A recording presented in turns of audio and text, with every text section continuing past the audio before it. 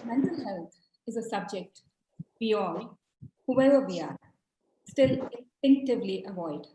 At home, in the workplace, amongst friends, we tend to brush it under the carpet, mainly because we fear the unknown. A change of culture has happened with illnesses that have previously been taboo, from cancer to AIDS to other sexually transmitted diseases. But it hasn't yet much happened, as much as it needs to at least, with mental health. Today, we are here to start a conversation around mental and emotional health. Thank you all for joining us at this signpost moment for Flow Hyderabad. Chairperson Usha Rani Manvi will elaborate further on this.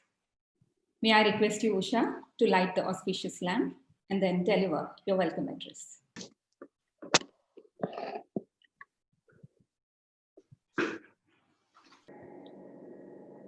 Esteemed speakers, Ms. Shika Goel, Dr. Samir Malhotra, Dr. Smita Sharma, Ms. Usha Sri, and Ms. Nitya Kanuri, past chairs, viewers, and my dear Flow members. Namaste. If you have taken the time to come here today, I'm sure you all feel just like us at Flow, that there is a wide gap between the way mental health and physical health are understood, approached, and even treated personally and professionally. Mental illness is far more common than most of us would like to believe or admit. Each year, 1 in 2 people undergoes some form of mental illness, ranging from stress, trauma, anxiety, depression, and more. Since a depressed person's behavior doesn't fit the stereotype, we tend to think that illness is somehow less real or at least less serious. To an outsider, it might seem that a remedy for sadness is happiness, and that a depressed person needs to just adopt a more positive outlook. But that is simply not the nature of the illness. FICCI FLO is an organization that is about empowering women at all levels with professional excellence and capacity building. But this is a global, gender-blind problem that needs to be addressed by every government, every organization, every institution, every person at every level. Today, Flow Hyderabad is launching a year-long campaign to raise mental health awareness and spread the message of positive mental health. We are here today to understand what it means to reach out to those who are suffering, and reach out to those who can extend help. Can we have the title video, please?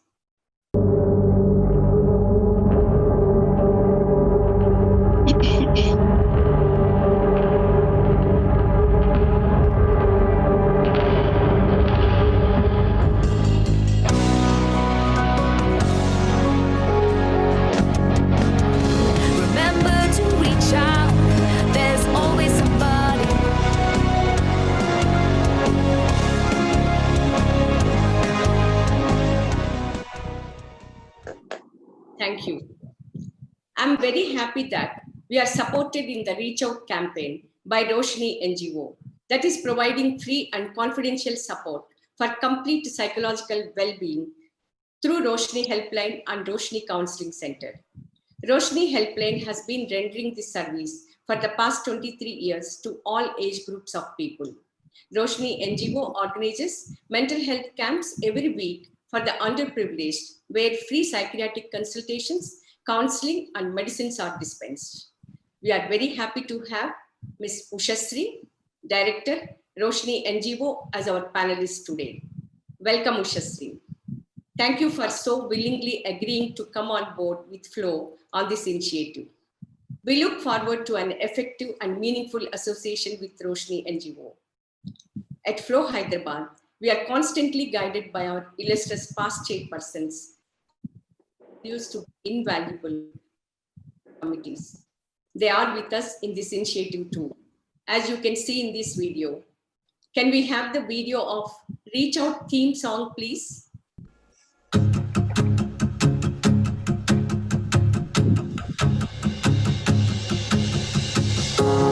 If living in a house of stone, hidden in the shadows of gloom, waking up to the alarm of a silent weeping soul. Remember to reach out, there's always somebody who can help you. Raise your face to the sun again.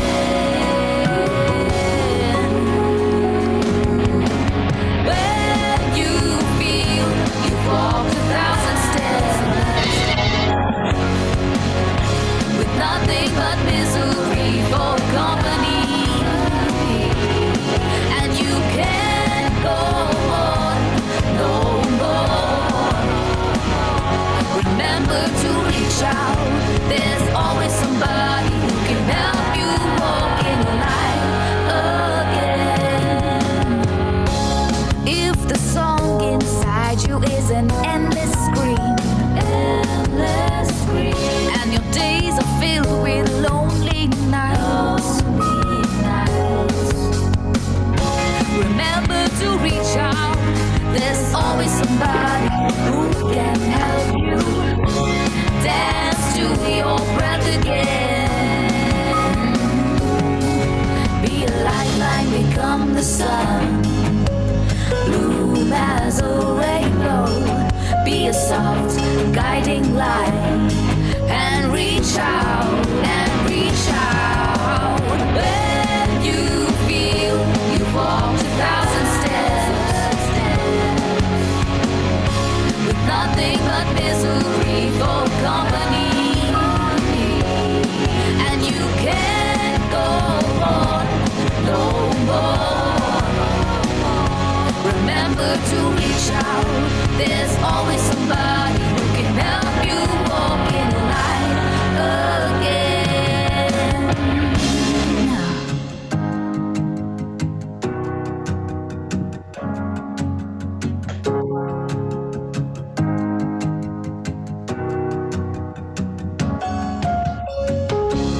Remember to reach out, there's always somebody.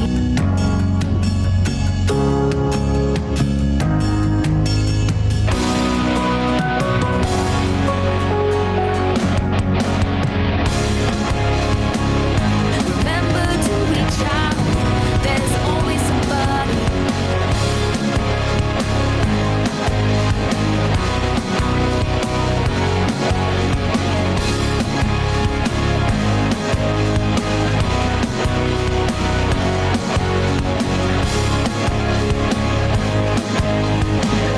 Remember to reach out, there's always somebody.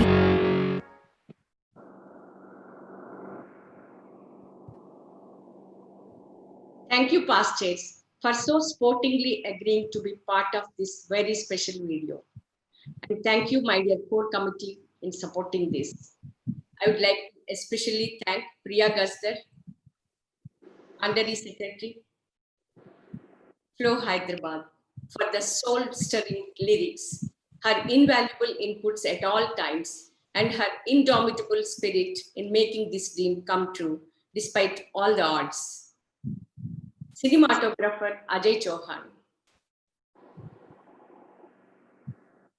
who single-handedly wielded the lens jig-jagging across the city and beyond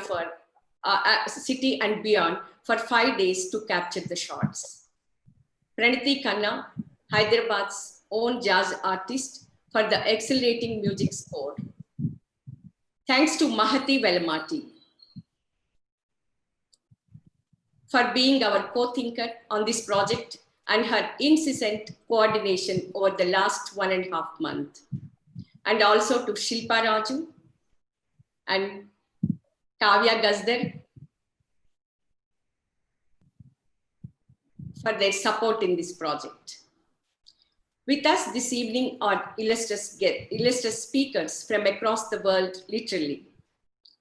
Ms. Shika Goyal, Additional Commissioner of Police, Hyderabad City, is a lady of duty who is at the forefront of creating awareness about child sexual abuse, empowering women with initiatives like Women on Wheels, Bharosa, and She Teams, amongst many others. Dr. Samir Malhotra, is the Director of Mental Health and Behavioral Sciences at Max Group of Hospitals, Delhi. He is actively involved in mental health promotion, management of psychiatric and psychosomatic problems, de-addiction, and much more. More importantly, he is respected for being an expert with a human touch. Dr. Smita Sharma, a FLO Hyderabad member, is a leading practitioner of psychology as a lecturer, counselor, and trainer. Her experience ranges across industry and academics. She provides support and advocacy for mental health issues, helping children and adults cope with emotional, physical, and social pressures and changes. A postgraduate in genetics, Ushasri, director at Roshni NGO.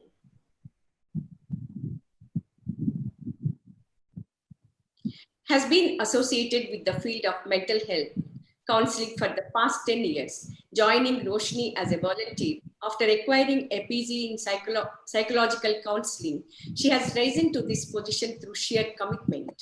She handles 65 volunteers and 12 experienced psychiatrists and clinical psychologists at the center. Nithya Kanuri is a Yale graduate in MBA and MPH. She has studied and worked in the area of how technology can help people access mental health care. She founded a non-profit, Manamali, that offers online mental health care programs and counseling to students across the BITS Pilani universities. She's currently working on Navi Health, which develops technology for colleges to help students better navigate the journey to mental wellness. Welcome once again, ladies and gentlemen. Over to Priya. Thank you, Usha. Ladies and gentlemen, we'll just take a couple of minutes more to introduce our illustrious panelists a little better and honor them with a token of our gratitude. So slides, please, IT team.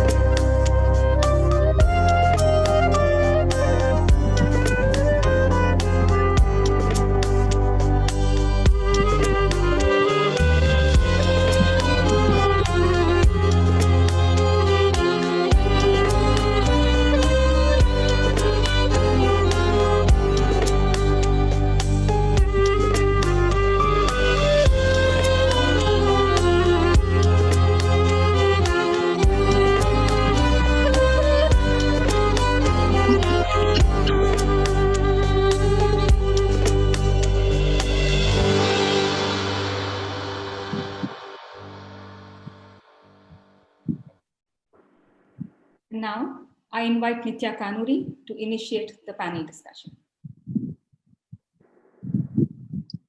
Much, Priya. I'm going to share my screen. Okay. Thank you, everyone, for having me here and giving me the opportunity to open up this panel discussion. As Priya mentioned, a lot of my background has been in fighting stigma for mental health and driving investment in the space. So I love data and its use in showing the scope and size of a problem. So I'm going to give a little bit of a background on mental health globally and focus on India. So something you all might have heard is that the World Health Organization claims that 1 in 4 people in the world will suffer from a mental illness at some point in their lives. People found this number staggering because it means likely someone in your family is suffering or will suffer. The challenge is whether they know they are suffering, and whether we know they are suffering is a different question. So if we think about India, for many in India, the suffering is too much to bear. So India accounts for 18% of the world's population, but it accounts for 1/3 of the world's annual female suicides and 1/4 of male suicides, meaning the suicide rate here is much higher than the global average. And suicide is influenced by many factors, including age, gender, geography, culture, and even education. For example, if we take a look at the map on the board, we see that rates of suicide are actually higher in southern and eastern states. This might be unexpected because more developed states with higher education levels actually have higher rates of suicide. We also know that age plays a role as well. We've all seen the mental health epidemics in colleges, and it's only worsening around the world and in India. But as you can see in this graph, it gets particularly challenging for young people. The leading cause of death among Indians aged 15 to 29 is suicide, and roughly 1 young person takes their life every hour. And the reasons for suicide are vast. For men, a common cause is financial challenges in supporting the family. For women, family and marriage-related troubles come to the top. And for the elderly, isolation and health-related disability can play a big role. While suicides highlight those who felt they had no other option, there are significantly more people who might not take their lives, but struggle each day in silence. We lose 135,000 to suicide each year in India, but roughly 10% of India's population, or 135 million, are presently struggling with a common mental disorder, including depression, anxiety, and substance abuse. Unfortunately, only 10% of those people actually get the help they need. So we wonder what's getting in the way of getting help. Several barriers prevent them from getting help, including cost, access, and a challenging one, stigma. So India allocates less than 0.1% of their budget to mental health care. There's also a shortage of professionals. Currently, we have roughly 9,000 psychiatrists in India, meaning there's 1 psychiatrist per 100,000 people. We also know that the average price of a consultation in a metro area can be up to 1,000 rupees, prohibitive for most. And finally, but arguably most dangerously, 70% of Indians still use stigmatizing language to describe mental illness, causing even more people to fear reaching out for help. So I'm grateful we're doing this webinar today and trying to change that narrative. And what does this lead to? We've estimated that we might lose $1 trillion due to untreated mental health illnesses between now and 2030. So it's a massive problem that many should be incentivized to want to address. And all of this has been made worse by COVID, as I imagine we've all seen. Coronavirus has pushed millions of people into isolation. Unemployment is skyrocketing. And research suggests that mental illness cases have increased by 20% since the lockdown began, with anxiety, depression, and suicide on the rise. More so, children who are experiencing isolation and increased rates of domestic violence are at risk for lifelong mental health problems. So how can we begin to change this narrative? Today, we'll hear from 4 experts who bring these diverse perspectives. Dr. Sharma, a counseling psychologist, will bring the perspective of a practitioner and community leader in mental health advocacy. Dr. Samir Malhotra, psychiatrist, will bring the medical perspective. Ushashri, director of Roshni, can speak on what it's like to be working on the front lines of public mental health. And finally, Shika Goel, the commissioner of police, will speak to the intersection of mental health and the police force and how we can bring awareness into our workforces. So with that, I'm thrilled to introduce our speakers and get the Q&A or get the panel discussion started. So let's dive in. I will start with a question for Dr. Sharma. So Dr. Sharma, you have been closely associated and working in the mental health domain for almost 20 years. What kind of changes or shifts have you witnessed, particularly in India? Thank you, Nitya, for the question. Before I take the question, I would really like to acknowledge Flow Hyderabad chapter for curating this platform where we can have an open discussion and sharing around this very pivotal and important topic of positive mental health, more so relevant in the present times that we are facing. Coming to your question, Nitya, I would like to share that way back, almost like 22 to 23 years ago, the research work, my doctorate research work topic was need of mental health awareness in India. And after so many years, I'm on this panel and trying to put the same point across. Don't you think that in a certain way that says a lot? As a matter of fact, I would like to say that we all know that mental and physical health are treated very separately, very, very differently. And physical health is what is being given more priority. And this disparity, it comes in different forms and shapes, and that can be very, very obviously seen and experienced in the continuing struggle that mental health domain is facing. To begin with, I would like to talk about the negative societal, or I would rather start with not even societal, the personal, the negative personal and societal stigma and awkwardness that has been attached to mental health for the longest. Moving from here, it comes to the fear, the misconception, the confusion that is connected to mental health domain, which is such an integral part of overall well-being.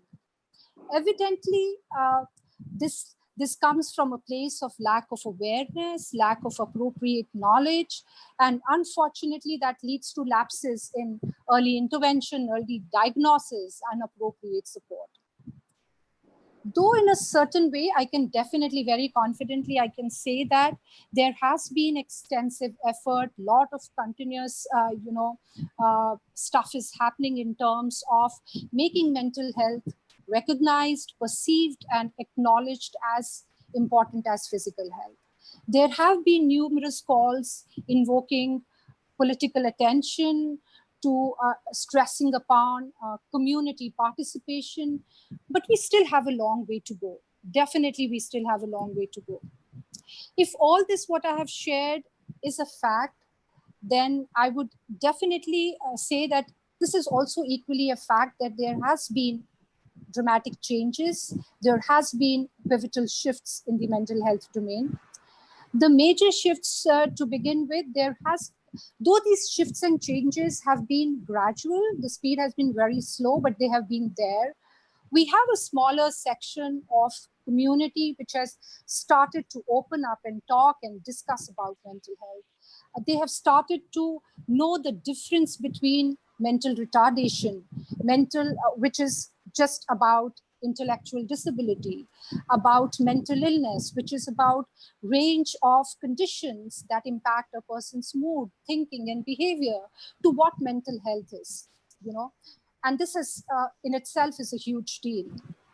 The other major shift that one can look at and talk about, which has been a very, very sensitive, very crucial, and a very critical initiations that has been witnessed in the sector of education and in the professional setup.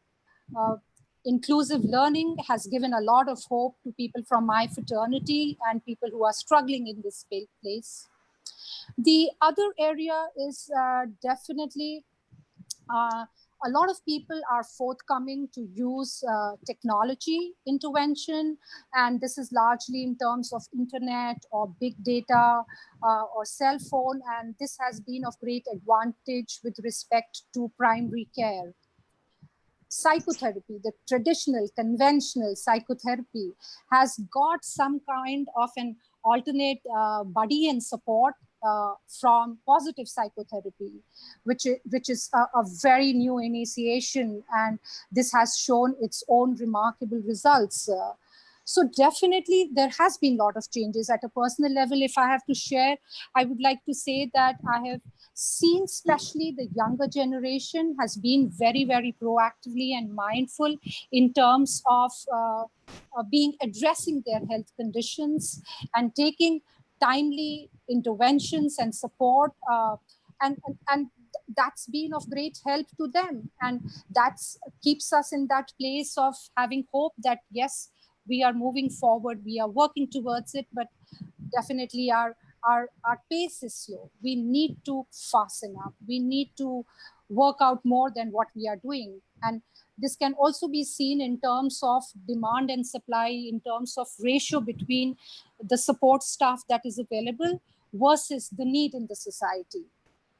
So put together, just hoping that more initiations continue to happen in my fraternity. Yeah, I think you highlighted some of the challenges in that you're still having the same conversation 20 years later, but it's nice to know of the progress, the increased resources allocated to this, and I'll just say thank you for your persistent continued work. I'll pass it over to Chairperson Usharani to ask the next question. My question to Ushasri. Hi, Ushasri. We'd like to know, how is Roshni impacting and supporting the mental health care scenario in India? Thank you, Usha, for the question. I like to thank you as a chairperson for taking this initiative and invited me on this panel. Thank you. So coming to Roshni, the impact of Roshni and all, despair, anxiety, loneliness, and suicide have no geographical boundaries and make no racial distinctions.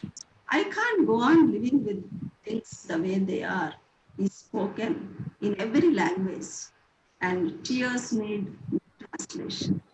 Roshni is a voluntary organization that values human life. We have been providing support for the depressed and suicidal for the last 23 years. Roshni is a member of Befrienders Worldwide, an international organization recognized by United Nations. At the national level, we come under the umbrella of Befrienders India, which has 17 in India. And Roshni is the only center for both Telugu-speaking states of Telangana and Andhra Pradesh. We reach out to people through our 2 helplines that are open from morning 11 o'clock to night 9 o'clock, all through the week.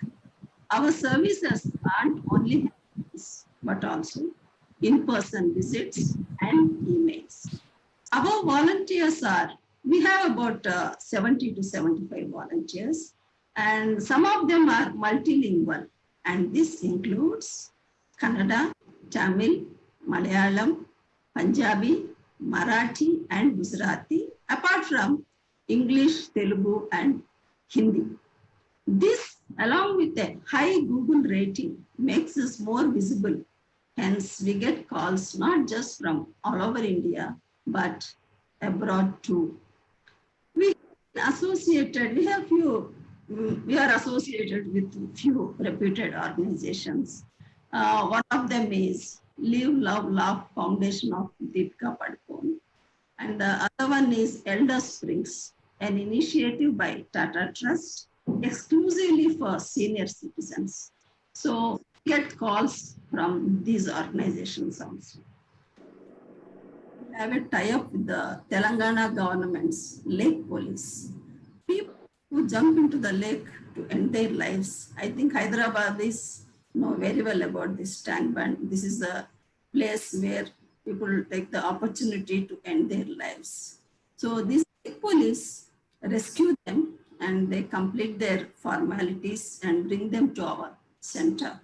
These people are highly suicidal. We do counseling, and if necessary, we advise psychiatric consultation for these people.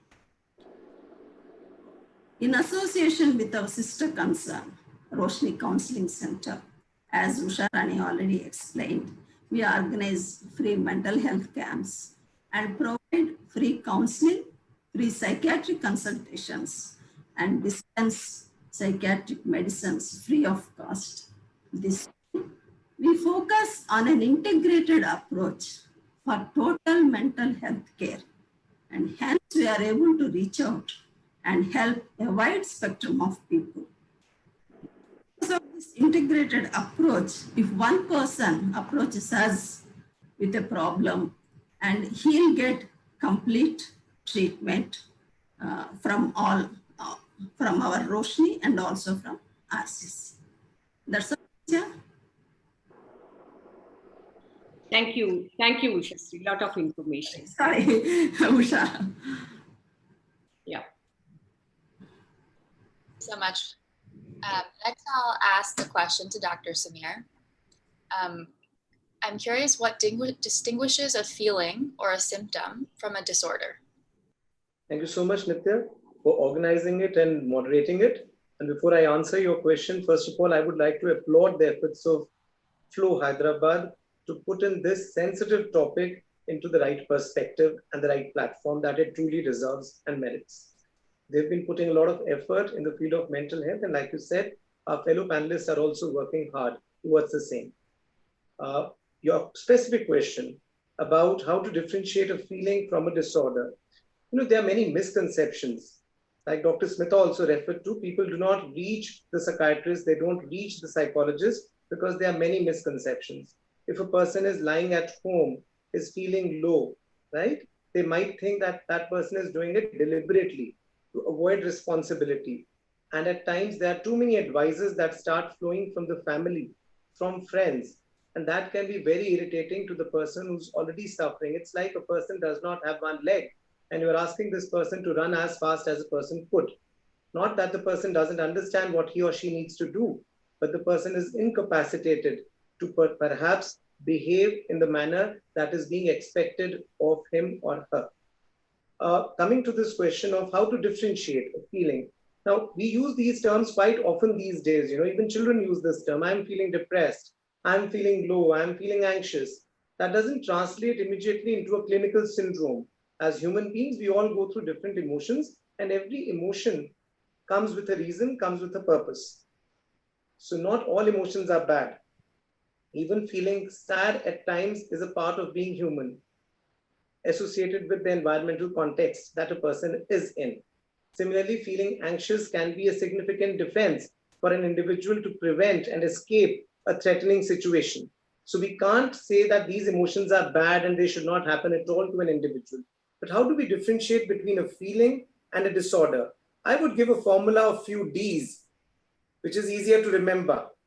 First would be the duration of that particular feeling or that particular symptom, if I may call it.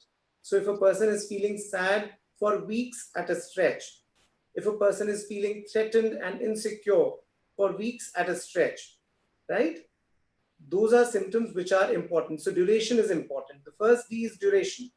The second is distress, the kind of effects that it has on the particular individual in terms of the ability of the person to relate to oneself and perhaps feeling low or anxious or disturbed or unduly threatened.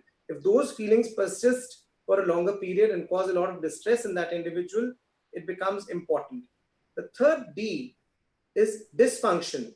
So if it starts affecting your day-to-day routine, it starts affecting the relationship that you share with yourself and the relationship that you share with others, then it is of significance. It may affect your work performance. It may affect the way you take responsibilities. It may affect your interactions in general.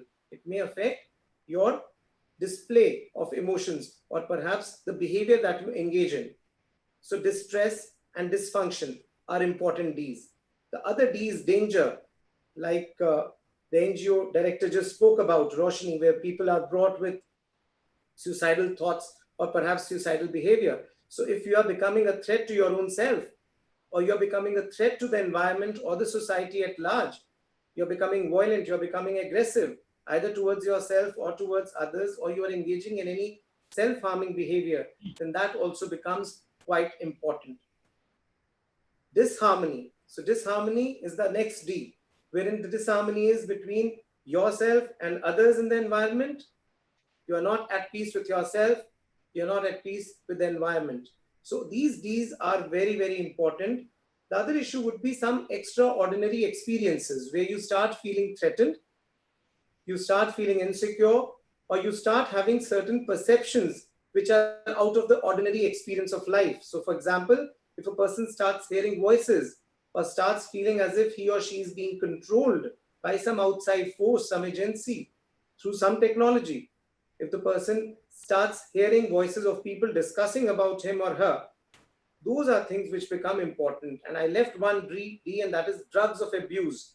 So if a person is into too many substances or and starts taking a particular substance in excess, many times they use it as a coping strategy.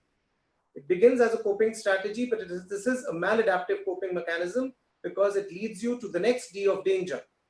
So if you remember these Ds of distress, disharmony, dysfunction, long duration of symptoms carrying on, significant threat to yourself or to others, which is dangerous, I think it calls for immediate attention, because this is something which is very important. And mind is not just restricted to what we think or what we emote or what we behave as. It also has strong links with our body. And these days, it's very difficult to dissect mind out of the body. Mind is a function of the brain. Brain is a structural aspect of the body. So this whole realm of neuropsychology, neuropsychiatry, psychosomatic medicine talks about these linkages. And these linkages are through the language of neurochemicals, through the language of hormones, and through the language of immunity. So this is very, very important to understand that people with anxiety or anxiety-related or stress-related disorders could also present with physical manifestations. People may have undue vomiting, uncontrollable vomiting and hiccups. People may have irritable bowel symptoms where they have to rush to the washroom every now and then. People may have urticarias or skin lesions which go undiagnosed, undetected. They are not able to understand why this is happening. And all this could have underlying stress and underlying neurochemical disturbance in the system, which reflects in different forms. Persistent headaches, fluctuations in blood pressure despite being on BP medicines, sugar elevation despite being on medication could also be attributed to underlying stress. So all these need to be remembered, and we need to be sensitive to be able to prevent and timely intervene. And we must destigmatize these problems, because anyone, and I tell you, Nitya, as you rightly pointed out in your slides, anyone, any family could be affected. When you say 1 in 4, if you take an average family size of 4, it is a problem of every family. It's high time we stop making fun of it. It's high time we do not enter into unnecessary arguments with the individual who's suffering. It's high time that we lend a patient listening and ear to the person. Hearing out, listening helps a great deal, and its timely intervention is something which is very, very important. There are many myths that surround psychiatric medication and therapy and counseling, and I'm sure with the flow of this discussion, we would be discussing those aspects as well. Thank you. Thank you so much, Dr. Samir, for the 5 Ds: duration, distress, dysfunction, danger, disharmony, and drugs of abuse. Easy to remember. I wanted to ask one quick follow-up question based on what you just shared. This notion of reaching out early, of not letting things, be pushed under the rug. And I'm wondering, as friends, parents, teachers, is there one question you recommend asking someone who is first exhibiting a worrisome symptom, such that you don't have to wait for a long duration before you early intervene? I think even before asking question, we have to be more observant. Many things are reflected in the body language, in the behavioral symptoms. If the person is not looking into the eyes, if the person is isolating oneself, if you feel there's a change in the person's behavior, please give your time to that individual. Listen to that person, what the person has to speak about. Many times, this fear of being judged, the fear of being given undue advices can put people in that spot where they don't want to reach out. They don't want to discuss their problems. They are skeptical that they might become a laughing stock, or people might just kind of think that they are weak. It's not being weak-willed. They need to speak out at that point of time without this fear of being judged, without unnecessary reactions and unnecessary judgments coming from the other end. So more than asking questions, I think, lend a ear. Try to listen out to whatever the person has to speak, and encourage a healthy environment, and make sure that the person gets that little ventilation and this little cathartic support at that point of time, A helping hand may be a friend, it could be a close family, individual, or it could be a counselor or a doctor who needs to be consulted at that point of time. And this confidentiality, comfort, non-judgmental approach really helps. Thank you. As our title shows, there's always someone. So sounds like observe and lend your ear in time. Thank you. Next, I'd love to move to Mrs. Goel and ask about the proportion of domestic violence cases being reported and whether they've gone up over time. Curious to know how they're dealt with and whether male victims are coming forward. Thank you, Nitya, for your question. And first of all, I would like to congratulate FLO for taking up this initiative of asking people to come out of the closet and to reach out, because this is the need of the hour. So definitely, this is a very, very good initiative which has been taken up. Coming to your question about domestic violence, we see an annual increase of about 12 to 15% in the number of cases which get reported to us in domestic violence. But I would say that this does not actually reflect that there is an increase in domestic violence, but the fact remains that more than 77%, I am told, women never even report to anybody that they are facing any violence. So as a prosecuting agency, when we see an increase in reporting to us, we feel encouraged, because we have been taking up campaigns to encourage women to come out and report if they are suffering. And therefore, we are not looking at the statistics as an increase in crime on a particular time, but we are looking that, yes, women are becoming a little more aware and they are coming out and telling about this issue. In the beginning, usually what used to happen is that any victim who was suffering from this, they had to go to the police station, where they were heard by the police station staff. Some kind of counseling by the police itself used to take place, and then if either they reconciled or they had a case booked and all that kind of thing. Next step was establishing women police stations who also were doing a similar kind of job. But we realized that as police personnel, we are not trained in actually counseling people. So there is where we felt the need, one, to tie up with certain agencies, NGOs, Roshni being one of them. Our women police stations presently have a tie-up with Roshni, so the victims go there. And the other was in 2016 when we established a Bharosa Center of our own, which has trained counselors. And any time when the victims, anybody who reports of a domestic violence to Hyderabad City Police, they go to the Bharosa Center. And there at the Bharosa Center, the trained counselor, they analyze the trigger points, what are the root causes for the domestic violence happening, and then on that basis, analyze even the mental health condition of the women victim and the spouse or others who are the cause of this. And based on that, the further counseling or experts and all is taken up. We've seen that as far as the cases which come to us, about 40 to 50% of cases of domestic violence are a result of alcoholism. And therefore, we do have trained experts who help in, counseling for de-addiction. We also send cases to de-addiction camps if they require such. What we do in what our experience has been that after the setting up of Bharosa, we've been able to bring about reconciliation in almost 45% of the cases which come to us. And in about 10% of such cases, there is again a second time a complaint comes to us. But we've seen that the trigger points or the root causes in the second time when it comes are different. Now that we also have tie-up with Roshni for the police station. So then if they go to the women police station, then they are tied up with the Roshni, or otherwise we do at the Bharosa Center. So right now, our approach as an Indian society has been first to try to reconcile wherever possible. But definitely the bottom line is that we first go by the choice of the victim, because there are times when a victim comes and is very certain that they do not want any reconciliation, and therefore they would need legal action to be taken. And there is where we provide the legal support by way of either booking the cases in the police station if it is required, or sending it to the DV authorities.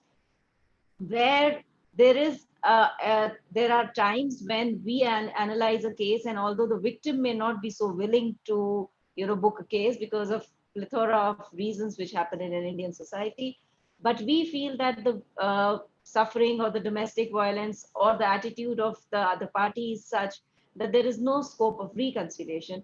We try our best to support the women with all the legal help, and to see that she goes and takes action. But yes, as I said, 45% we have been able to reconcile, and just 10% of them again come back. So we do feel encouraged by the fact that the center has been able to bring the families together and provide support. And what we also do as a follow-up, that each and every case which gets reconciled, we follow it up for at least 2-year period, where repeatedly every month or something, we either make a telephone call, or if required, call them and see that things are going well between them. So this is what has been our approach as of now while handling the cases of domestic violence. Thank you. Thank you so much, Ms. Goel. It's really heartening to hear the increase in calls coming in, and framing that as a reduction in stigma, and a willingness to feeling like you're able to reach out. It's also great to hear of the collaboration between groups like yours and Roshni. Much of the research on state-by-state mental health prevalence will speak to these inter-community ties as one of the biggest contributors to reducing the crisis. So thank you. Next, I would love to take things back to Dr. Sharma. And I'm wondering, this might be relevant for this community, what can we do at an individual and community level to promote positive mental health? That's a good question. I'll be so happy to answer to this. To begin with, I would say that we tend to wonder, like, why some people, they buckle down whenever there is a crisis. And on the other hand, we definitely see people who bounce back with resilience in spite of the challenges or the crisis or the negative experience that face them in reality. So positive psychology, which is a subset of psychology, this has come up with a very, very amazing, beautiful 5-element preventive skill building model. And positive psychology largely studied, explained, and extended its learnings with respect to resilience, hope, grit, empathy. And all these elements have been learned in forms of skills. So to begin with, the first is positive emotion. So it's termed as PERMA, P-E-R-M-A. So this can be a very strong and meaningful take back, because it has a scientific basis, it has research basis to it. The first being positive emotions. So creating positive emotions in terms of filling your day and life mindfully, very consciously, with respect to the kind of people that you wish to surround yourself with, in terms of the music you want to hear, the kind of food you want to eat, anything that warms your heart and brings a smile on your face.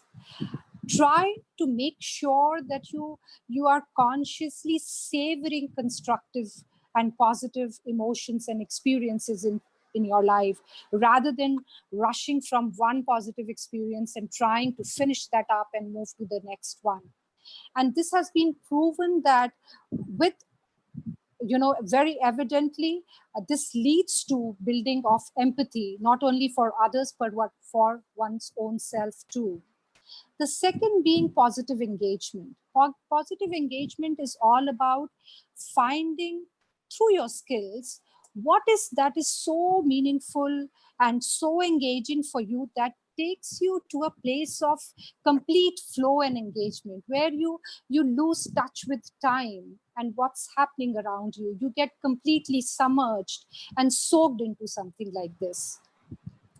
On this, I would also like to add that we have been conditioned very largely in terms to focus on the outcome. We have conditioned to look at, the results. But there has been rarely efforts made in terms to acknowledge, appreciate,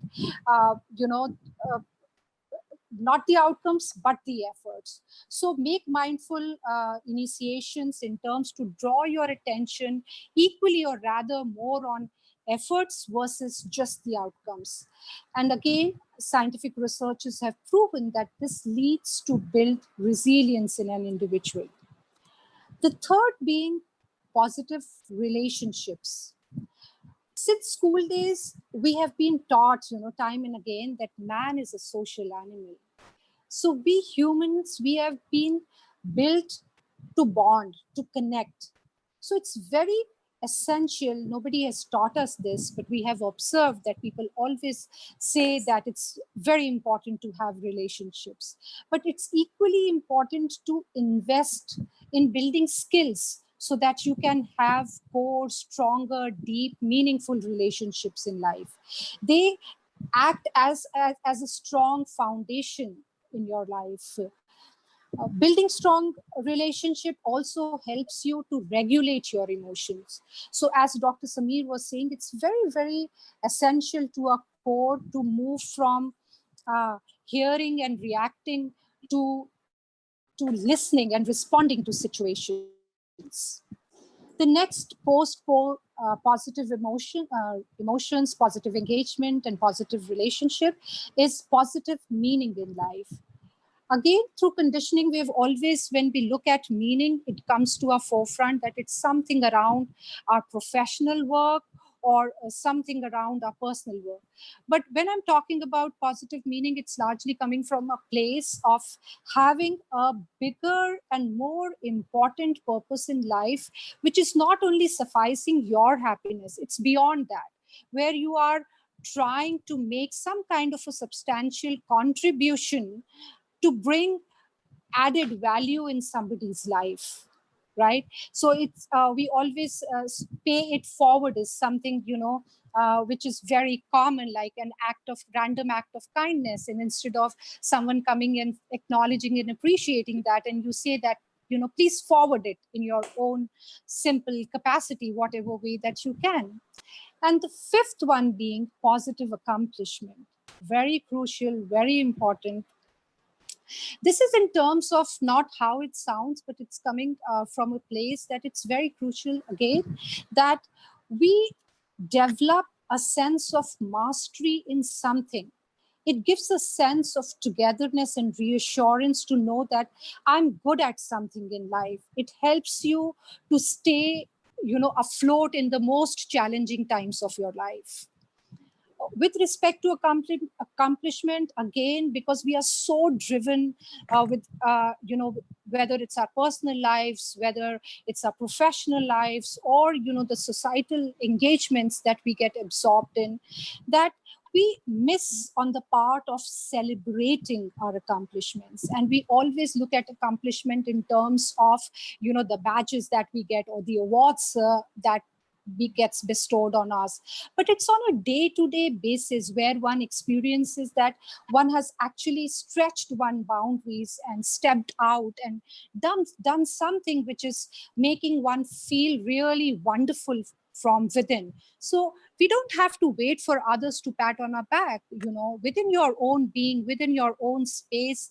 Make sure you appreciate mindfully, you pause for a minute and say, good job done. So these are those 5 elements which are very, very essential and which can act as an enabler in terms of building emotional immunity. We have always been tuned to, and more so now with the COVID thing happening, that we are making sure that every day we are taking our multivitamins, we are taking warm water, turmeric milk, all of that. Definitely it's enabling us physically.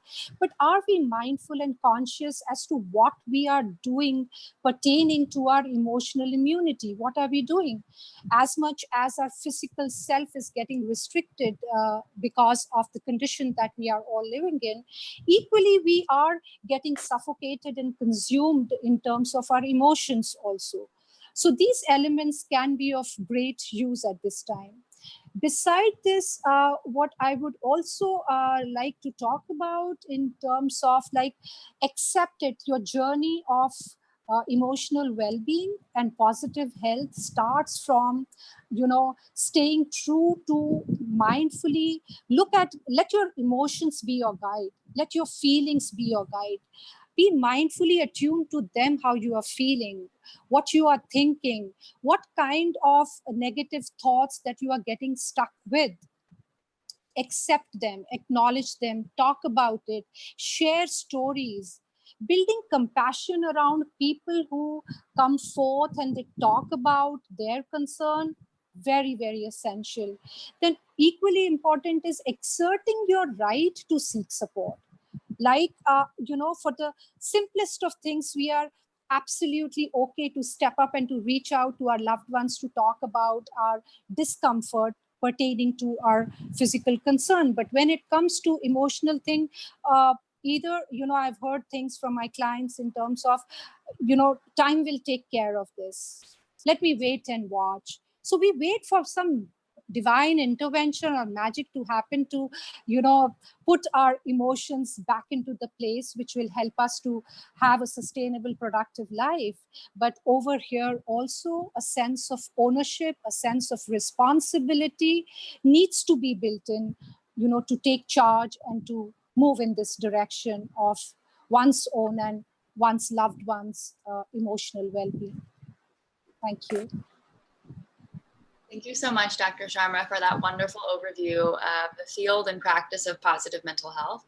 I know I can say I used to be someone that thought mental health was, you know, finding my problems and my faults and fixing them. But the shift of finding what feels right to you and highlighting and amplifying the positive has been helpful for me. So with that, I wanted to ask one quick follow-up.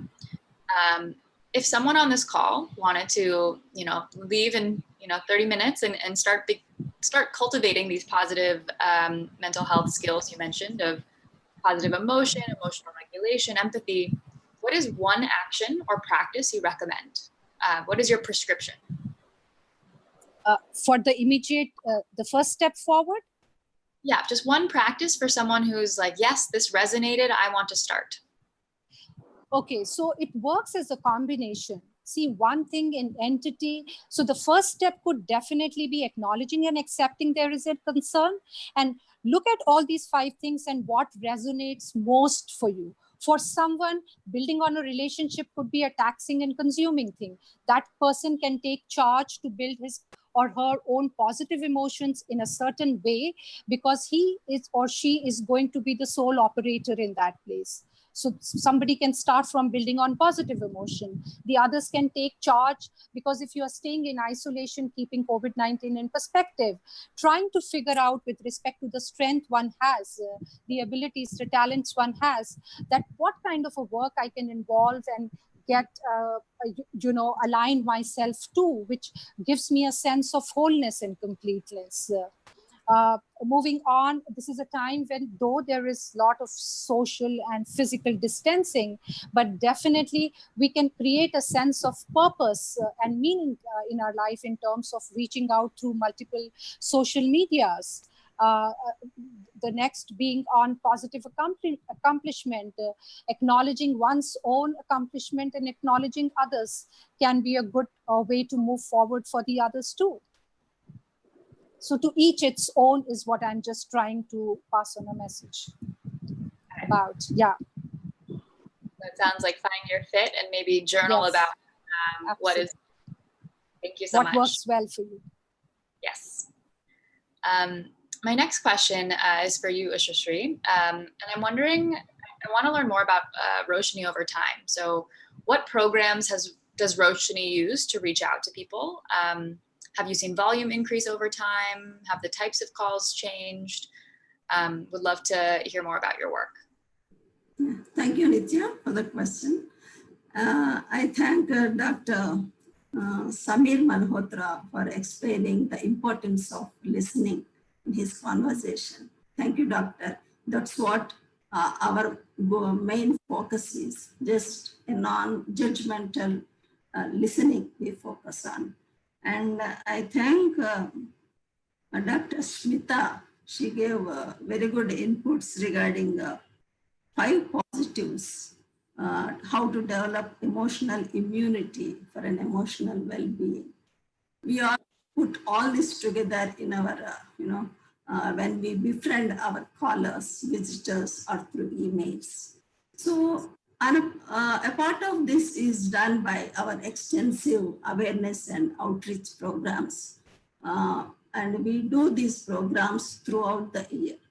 We reach out to various institutions and organizations with 2 purposes. One is to create awareness about the warning signs of any mental health problems, especially depression and suicidal ideation.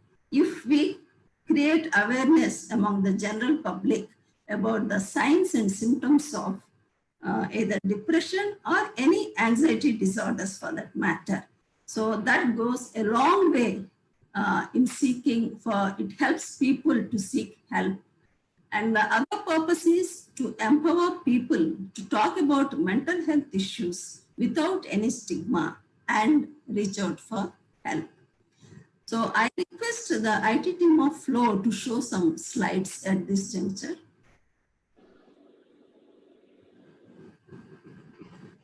We go on a regular basis to Cherlapalli prison to befriend under trials.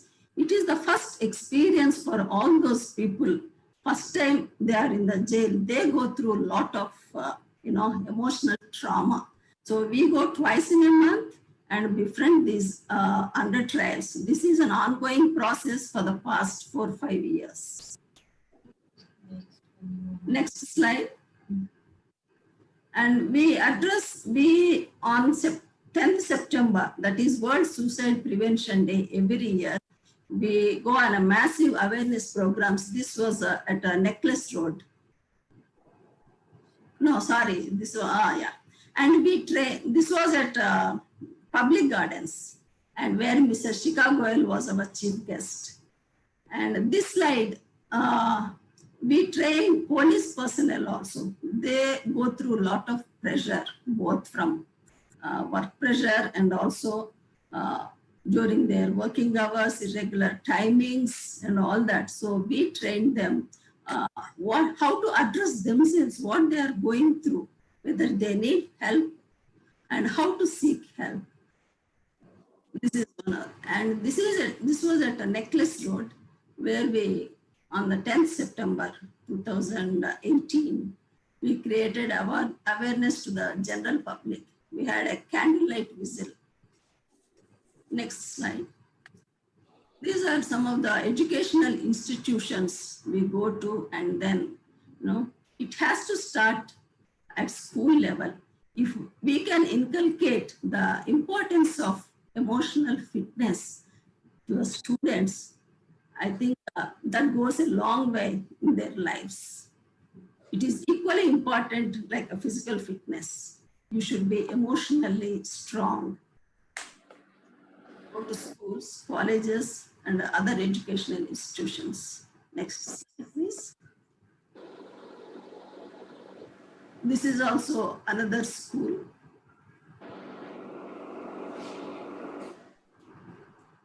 This is one of the programs, and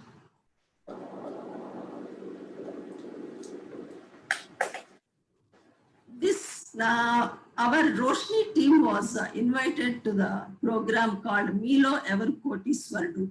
I think all of you are familiar with who follow Telugu language. And this actor Akkineni Nagarjuna, he has taken time on his popular TV show MEK and spoke about Roshni services. After this program, we had our helplines ringing 24/7 for the next few months. This effective awareness is what we need. Thank you for showing the slides, please. We use various social media platforms also to spread this, spread the word. And we also go to hospitals and 2 palliative care facilities we visit. One is Sparsh Hospice And the other one is Kumudini Devi Palliative Care Center. This program was initiated in association with the Roshni Counseling Center. Panel discussions, seminars, presentations, and public lectures to increase awareness of our services among the public. And TV scrolls about Roshni services allows us to reach out to depressed and suicidal people in the remote districts and in rural areas. We have special programs on 10th September every year on World Suicide Prevention Day. Coming to corporates, we conduct sessions related to stress management, depression, and suicidal ideation. Not too long ago, the business world was in for a rude shock on hearing about the suicide of V.G. Siddharth, founder of Cafe Coffee Day. In the lap of luxury, a business magnate who fondly said, "A lot can happen over coffee." How ironic was the statement? He couldn't find a single person to vent his pain, fears, and anxiety. He found himself isolated and lonely. He did not want to seek and find support. Was it stigma attached to depression? The fact that he was mentally weak? That would tarnish his public image? Through these overwhelming situations, for various reasons, to come forward and seek help. One cannot cope alone. Help is always available. It is the person who is going through this emotional distress should seek help. He has to take responsibility for his life. Reach out for help. Help that is confidential, comfort of anonymity, and being non-judgmental. This is what Roshni provides. It doesn't end the pain. It just passes it on to someone else. Roshni's endeavor to reach out to the public. So we always emphasize all these awareness programs focus only on creating awareness. Reach out. There is help available. That initiative one has to take for their own well-being. I thank FLO Hyderabad chapter chairperson Usha Rani and her team for taking this issue as one of their programs. For asking me this question, and I could reach out to many people because of this panel, and I request whoever is watching this program, you're all ambassadors.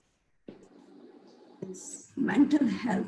Please spread the word, and speak up.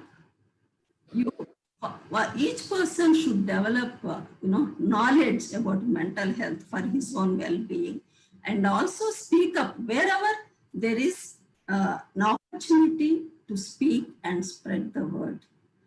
I request all these ambassadors to spread the word about positive mental health. And we are all human beings. We all go through ups and downs. It doesn't mean that we need to end our lives. It's a process of life. When you can't cope alone, please seek help. And not only seeking help for yourself, you also ask others whether they are feeling the same way, and give them help. Take them to a helpline like Roshni, or there are psychologists, psychiatrists who can give timely help. Timely help is the essence of saving one's life. I request all of you, please spread the word.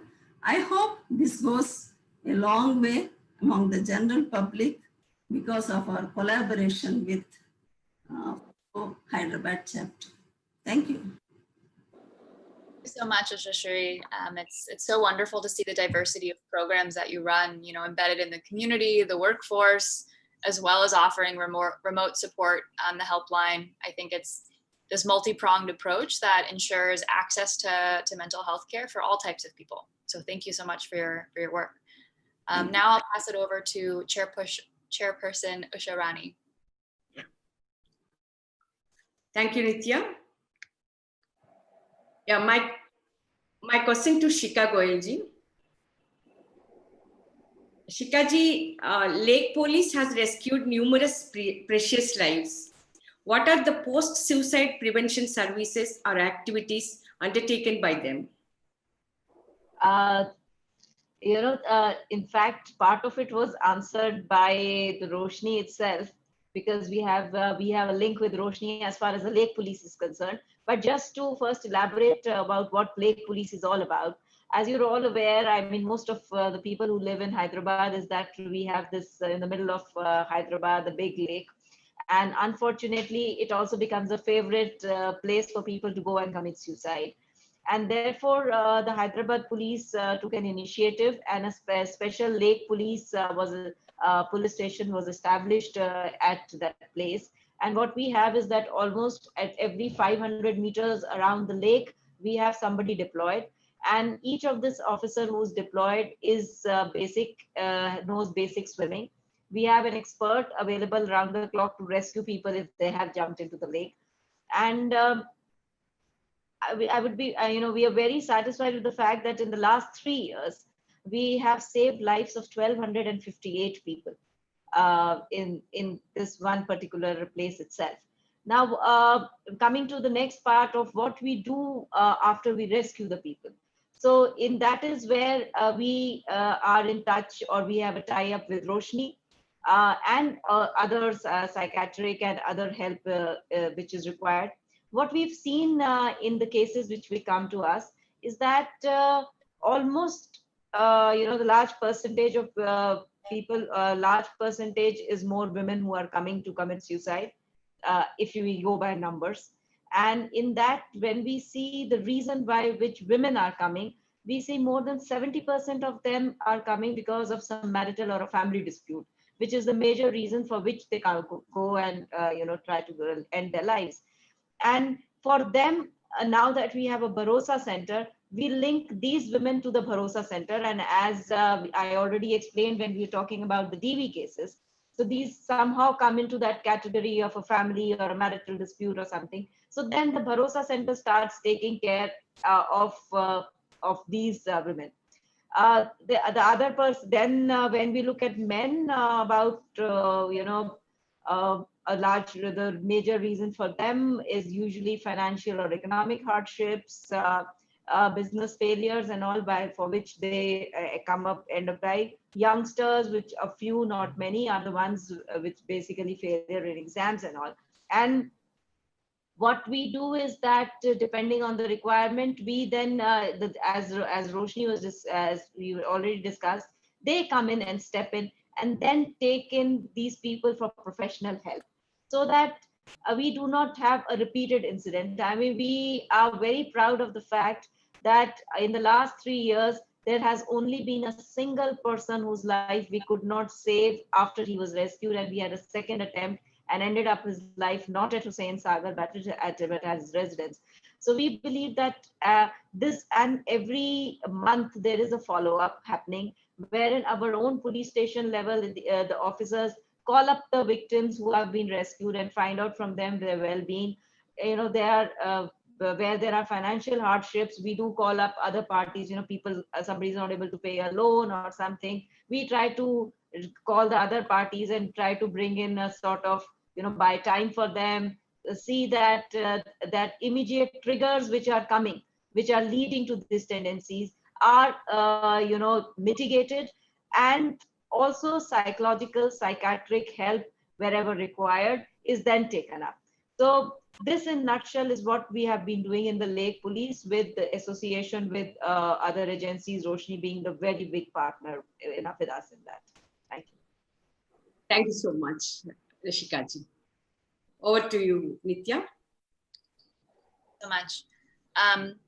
So for the final question of our panel, before we dive into the Q&A, it's for you, Dr. Samir. And I'm wondering if you could speak to the different types of psychiatric disorders, and specifically, how can one manage that type? I think you've raised a very pertinent, important question, how to recognize and what is the diversity. It's a huge range. It's like an ocean, right?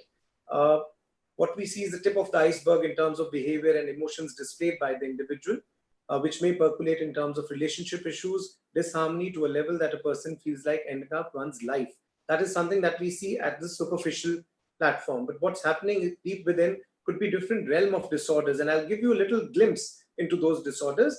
When we talk about clinical depression is a syndrome. When we say syndrome, it's a cluster of different symptoms, wherein for at least 2 weeks at a stretch, the person is feeling persistently low in mood. And even if you're not feeling sad, you start losing interest in activities which are pleasurable. So we call this term anhedonia, where you start losing pleasure in activities which are otherwise interesting to you or were pleasurable to you. The third is easy fatigability. So people remain tired, they feel easily fatigued. Those are the kind of symptoms. If they are persistent for 2 weeks and beyond, it raises an eye of suspicion that the person might be suffering from a clinical syndrome of depression, which needs correction. What is known biologically is that the person is running low in terms of serotonin levels in the brain. Serotonin is a neurochemical. It goes low because of fast destruction, and such people at times start having negative view about self. So they start feeling worthless. They have negative view about the world, so they start feeling helpless, and they also have negative view about the future, and that's the most difficult part. People can struggle through current situation. People can struggle through current stress. What becomes more important is perhaps when you start feeling that there's no hope left in future. You always have this thought in the back of the head that tomorrow would be better, but the moment you start losing hope, you start losing faith, is the time when it becomes alarming and something ought to be done there and then. Similarly, other symptoms of depression would include significant disturbances in sleep, significant disturbance in appetite. Many times people are just struggling with their sleep, and the worst thing to do is to just buy certain medicines to fall asleep. That doesn't help much, because what you're doing is just correct the surface. And those medicines which are taken by them, although it should not be made available, and at times is not made available also, but somehow they procure it to kind of fall asleep, they are not addressing the core issue of low serotonin, which needs to be addressed clinically and biologically as well. So if these are the symptoms present in an individual and the person feels guilty all the time, and you victimize yourself in thoughts, like Dr. Smita rightly pointed out, she's talked about positive psychology.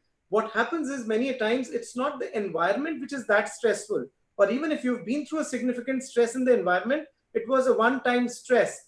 But what you've done to yourself is self-victimization through a significant negative thought process over a period of time, what we call as negative cognitive distortions. Now, those negative cognitive distortions could mean minimizing the positives and the abilities within you. It could mean magnifying the situation again and again.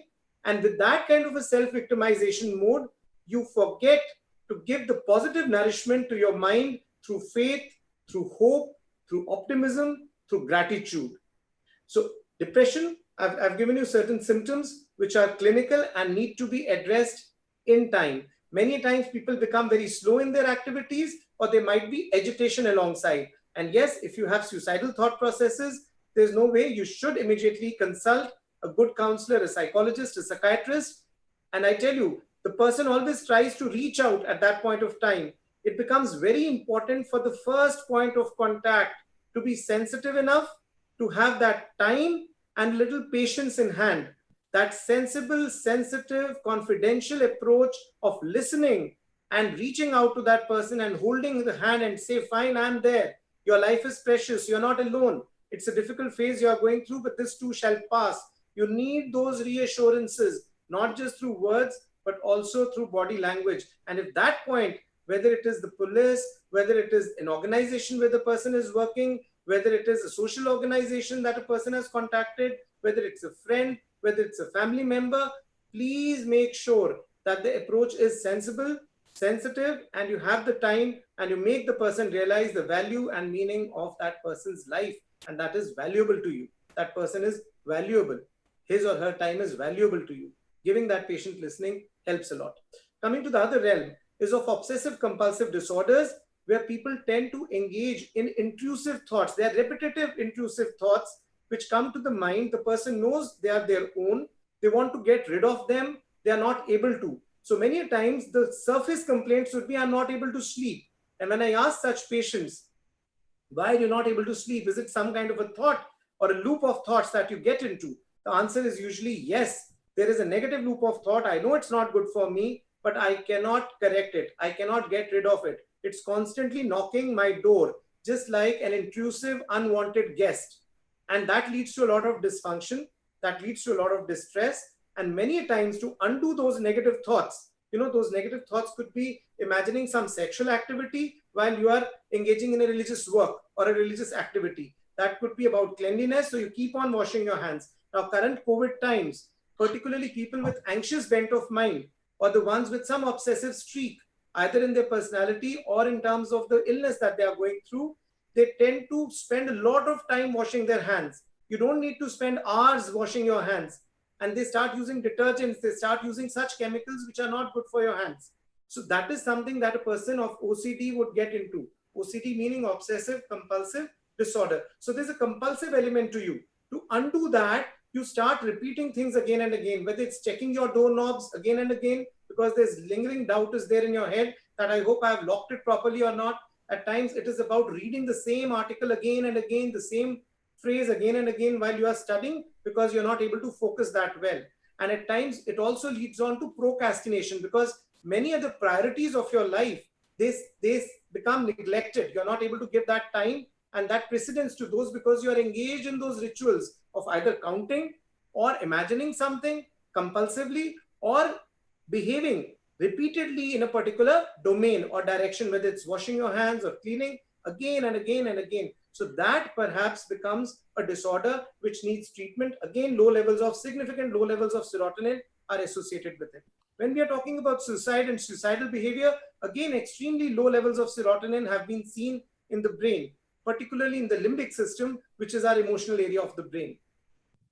The other disorders that we see include psychotic disorders. And psychotic disorders would mean you start having certain experiences which are not based on the ordinary life experiences. So you start becoming deluded. You become suspicious. You start losing trust and faith. When you start losing these positive emotions, these positive feelings, you become all the more insecure. When you feel insecure, you also are at the same time experiencing certain voices in your head. You're able to hear certain things which others are not able to hear. And you feel at times that your emotions, your behavior, your interactions are now being controlled and governed by an external agency against your own wish. So you become like a puppet. And the boundary, Nitya, we feel that there's a boundary between ourselves and others. Whether it comes to our thought, there's some censorship there. Whether it comes to what we speak, there's some censorship there. But when you feel you've become a puppet and there's nothing which is in your control or you could censor, you feel vulnerable. You feel even if you're thinking something, those thoughts are being spoken aloud, and perhaps people sitting far off, say hundreds of kilometers away, are also able to hear and see what exactly I'm going through. I've seen patients who at times while taking bath would wear a complete sari or the complete clothing, fearing that they are being watched by outsiders. And if I would ask them, where would the outsider be? They would say he was sitting maybe in America and he's perhaps being able to watch me in India.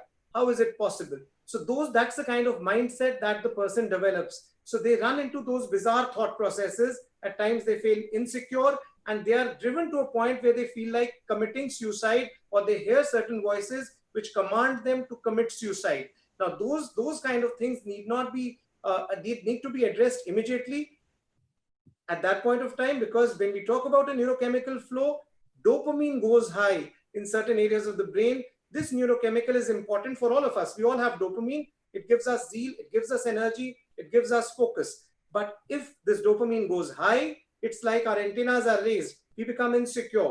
We become threatened. Many a times people start feeling as if a person's husband or the wife, the spouse, is into multiple relationships. So delusions of infidelity may be happening, whereas that may not be correct. And that can lead to marital disharmony. And that marital disharmony can percolate into domestic violence. So look at the ramifications. Whereas the problem there could be a delusional disorder or delusion of infidelity, which can be corrected in a timely manner.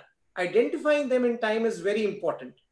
The other kind of disorders that we also see include dementia, particularly in elderly population. And you know what happens? Maybe the daughter-in-law or the son would come and say, you know, my father or father-in-law or the mother or mother-in-law, they have started, you know, kind of speaking lies. You know, they're properly fed. We attend to them quite well.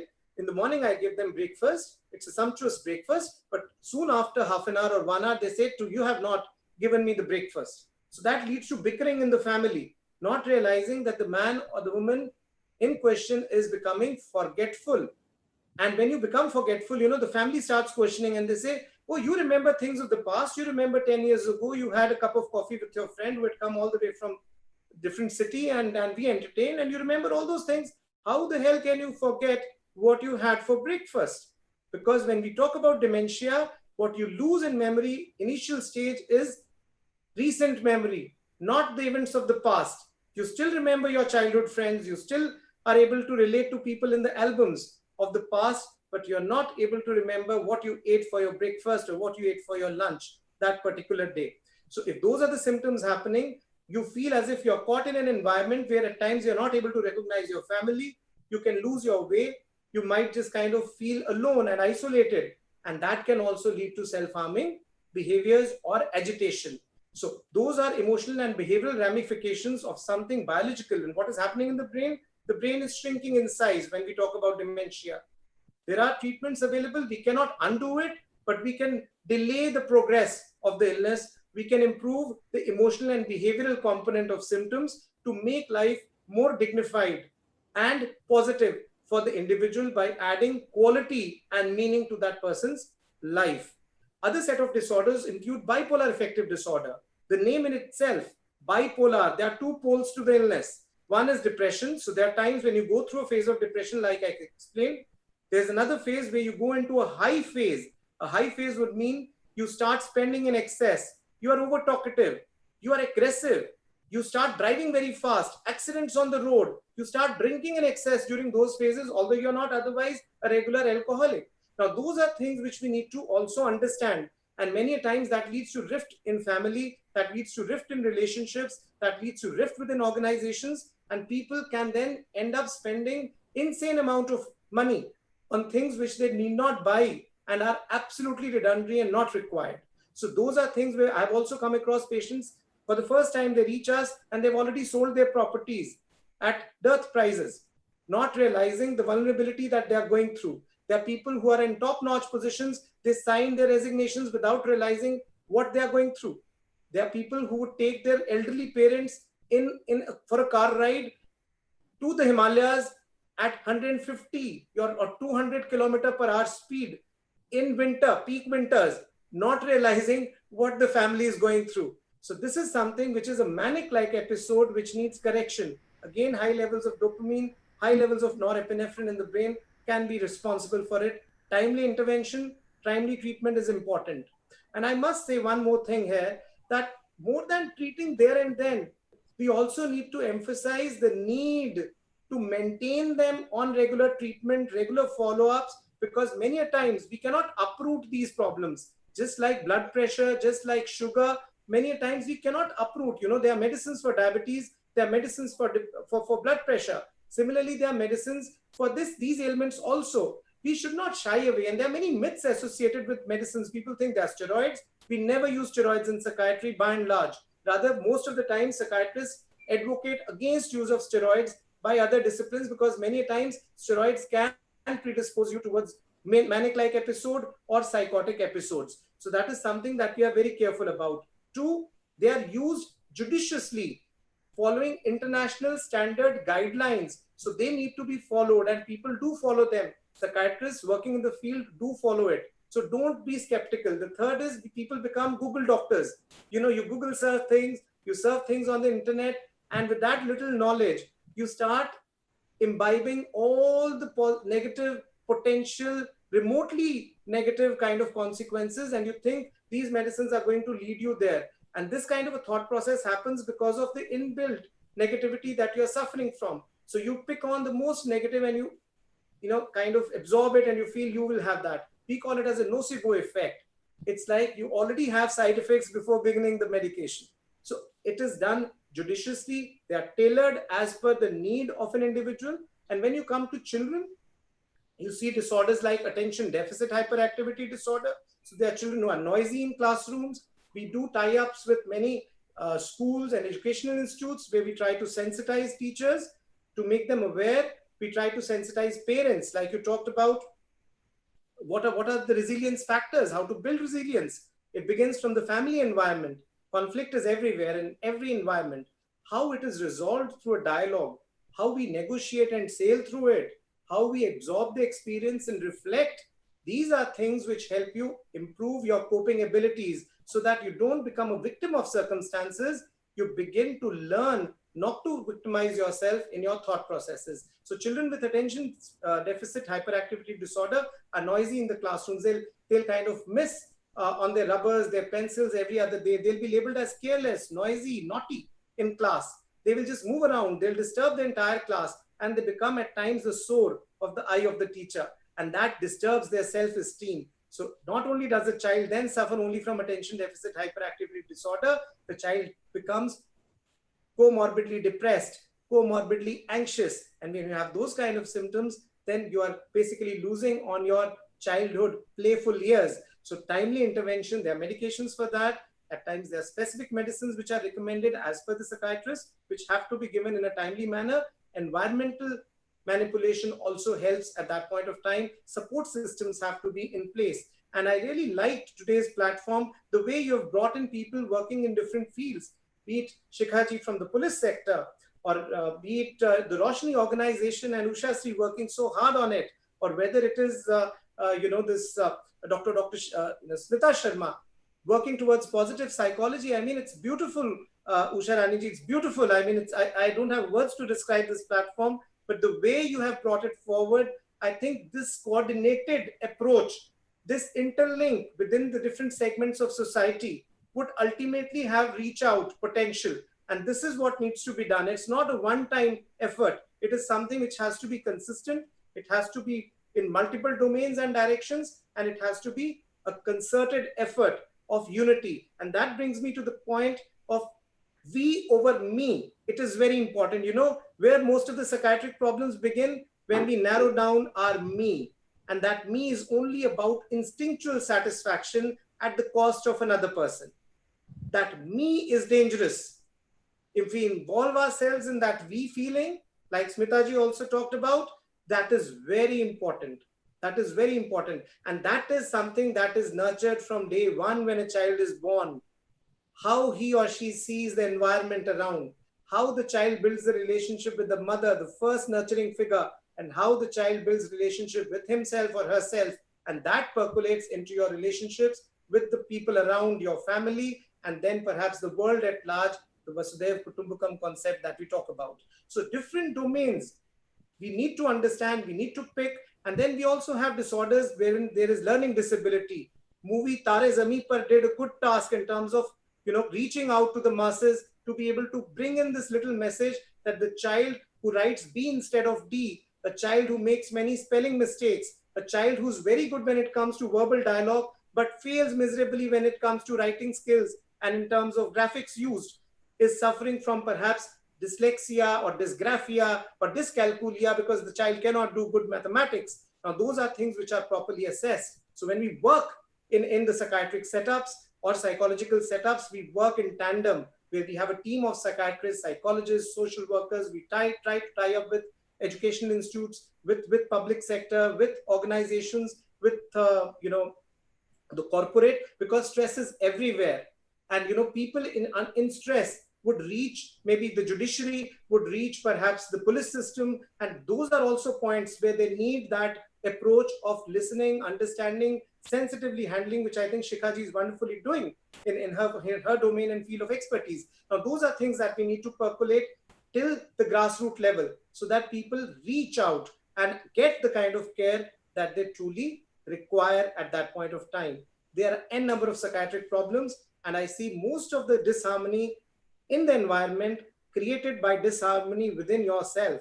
So improve the relationship with your own self is the message through positive dialogue with your own self, through positive self-affirmations and also by inculcating a sense of gratitude. You know, we just think that we pay and we buy services. We go and we experience things and our work is done. But the person behind stage, the person backstage, the person who brings those comforts to you, we must have this thought of gratitude in our head. And the moment we have positive feelings of gratitude and empathy, I tell you, most of the battle is won, because that then surfaces at each level of contact and human intervention.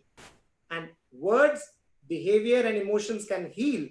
And the same, if done in a wrong way, can cause n number of damage, which I can't enumerate. So those are things which need to be worked on. Even when people come with marital discord, I've seen people reaching the brink of suicide because of marital discord, irrespective of the gender. We have to be sensitive. We have to be sensible. We need to understand whether there's underlying personality disorder in a spouse, whether there's underlying delusion of infidelity in the spouse, whether there's underlying alcoholism or drugs of abuse in the spouse, whether there's underlying schizophrenia, where the person is suspicious and feels being monitored all the time, or is there some kind of other problem which lies unaddressed, or some need which lies unfulfilled that needs to be resolved and sorted. Consistent approach, positive approach will take us all a long way. And I'm sure with this positive hope in mind, we would be able to, and we should be able to do a good task. Thank you. Thank you so much, Dr. Samir. Your enthusiasm and knowledge on the subject is deeply appreciated. And with that, I just want to say thank you to all of the panelists. While all of you have been fighting to bring awareness and change to mental health for many years, to me, it's heartening to see that substantial and tangible changes are happening. Ms. Goel, you noted that there's been an increase in reporting of domestic violence and suffering, suggesting the community efforts to reduce stigma and reach out is working. And Dr. Sharma noted that more investments are being made in training up counselors and supporting staff to close the current gap in treatment. Ushashri shared with us the diversity of Roshni's on-the-ground programs, as well as the increased volume of helpline calls, which are all the more important in these times of COVID and the need to social distance. And finally, Dr. Samir, I think you've empowered all of us with the knowledge of what to look for in our loved ones to ensure they get the help they need. And in your last share, I think really showed that so many symptoms are on a spectrum. While there are some cases, like you mentioned, wearing your clothes in the bath, that many of us might think, oh, that's not me. I think so many of the things you mentioned are common to all of us. And it's really just a matter of, do they get exacerbated or can you manage them early on? And just accepting that people experience things differently. So thank you for that. So once again, thank you all of you for doing what you do and sharing the knowledge with us so that we can play an active role in changing this narrative on mental health. So I realize we've run over time, but some of our speakers are willing to stay a few moments longer for Q&A. So if you have a question, please just enter it in the chat. And we'll start with the first question from former chairperson, Mrs. Rekha Lahoti, to ask a question to Mrs. Goel.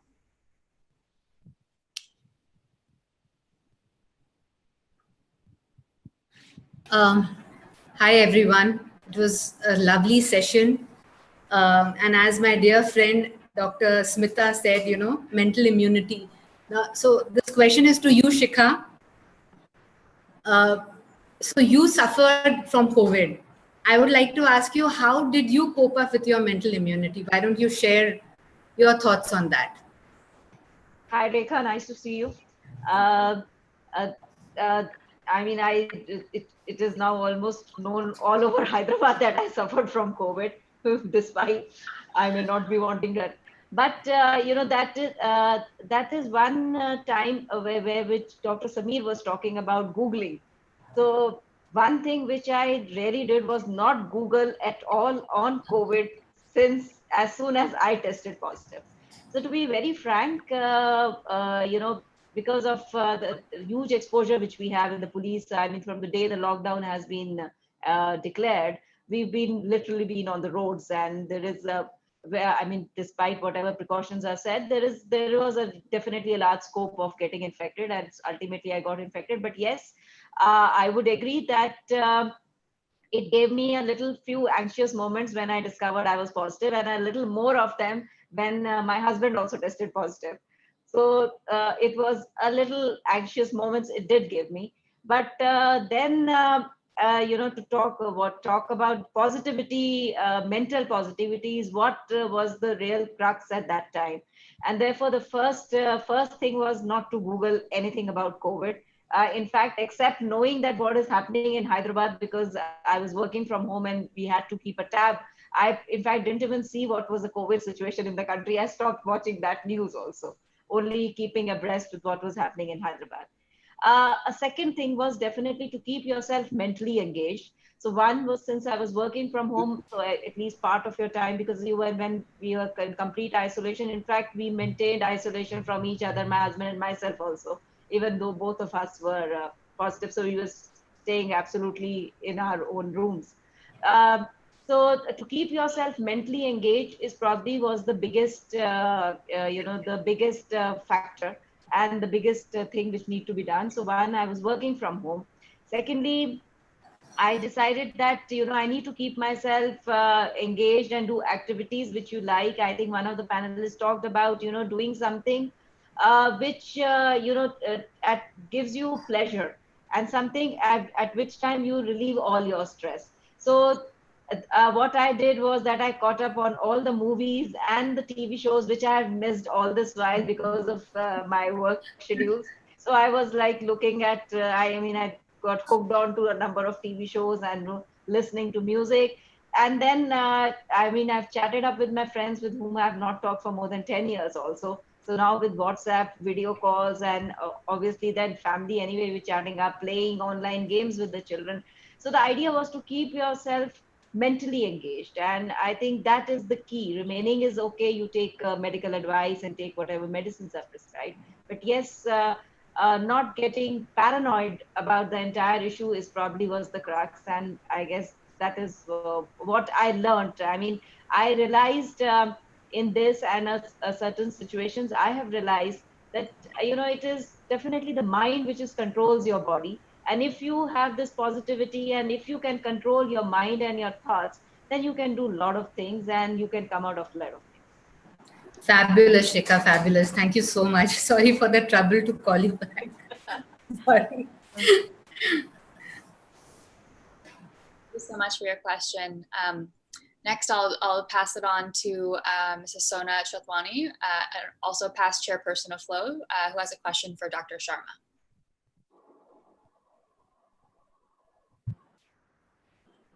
Hi, can you hear me?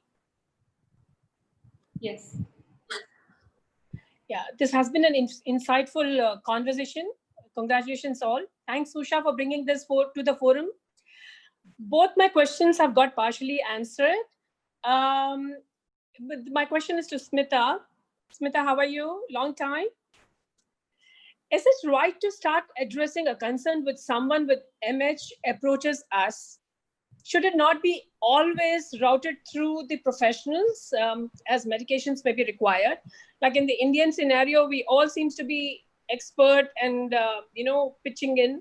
At what stage we need to, get them to see, a profession? Okay. So as very, very rightly put by you, Sona, that we are part of that culture and community that we are very proud of, that we seem to be available to support and advise, as much as possible. Now the area that you are trying to draw our attention on is in terms to when the right person needs to step in. If I have to correlate to a physical concern, I think that I would be able to answer your question more appropriately. Even if it's a common cold and we live with a common cold for a day or two, and after the third day when the discomfort comes in a way of functioning in our productive best self, we do reach out to the doctor.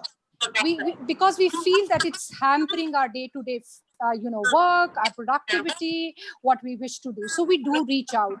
In the similar fashion, how Dr. Samir was mentioning earlier, that with respect to depression, if I'm just picking out one of the things, or maybe anxiety, as long as you are managing it in terms of what you think and feel about it, and what you can do, or what kind of little advice that's coming from your loved ones, and that's helping you to go ahead with your day-to-day work.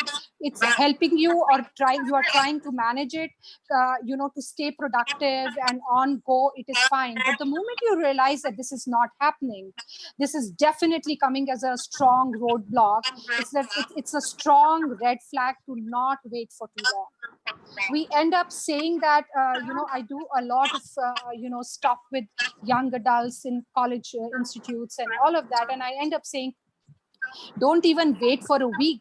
If you find yourself seeking some kind of a comfort, in a dark room in your hostel, and you don't feel like getting up, just even after the third day, step out and reach out to us.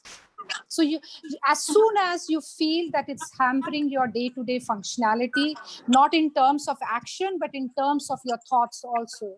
If you feel you're getting caged in some kind of dominant, persistent, dysfunctional, consuming thought process, it's time to address it as early as possible. Thanks, Smita. Most welcome. So much. Next, we'll pass it over to Nanda Rao, who has a question for Mrs. Ushashree. Hi, Usha. My question to you is, how far have we come with regard to awareness regarding mental health, and how can we increase this awareness? Is it good to start early, like in schools, etc.? Yeah, that's very true, Nanda. The earlier you start, it's better, because if you start at school level, a person, a student, a child will understand the importance of mental health. Otherwise, he'll grow up thinking that it's something is wrong with him, happening with him. Is it abnormal the way the changes are, I'm having these changes, all that he'll grow with all those apprehensions. So as a child, if we can teach him the mental health issues, these are the things you may face as you grow up, both physical changes also. Sometimes we get calls from adolescents, they are not aware of they are seeing some changes in their thinking process, both physically and mentally, but they are hesitant to ask anyone, So they ask, teenagers call and ask, these are the bodily changes we are seeing, are they normal? Don't want to approach their parents, friends. They feel very delicate. It's a sensitive issue for them. So we get such calls also. So if we can, at school level itself, if we can educate what are the changes a child can see as they're growing up, both physically and mentally, even their thought process will change along with the age.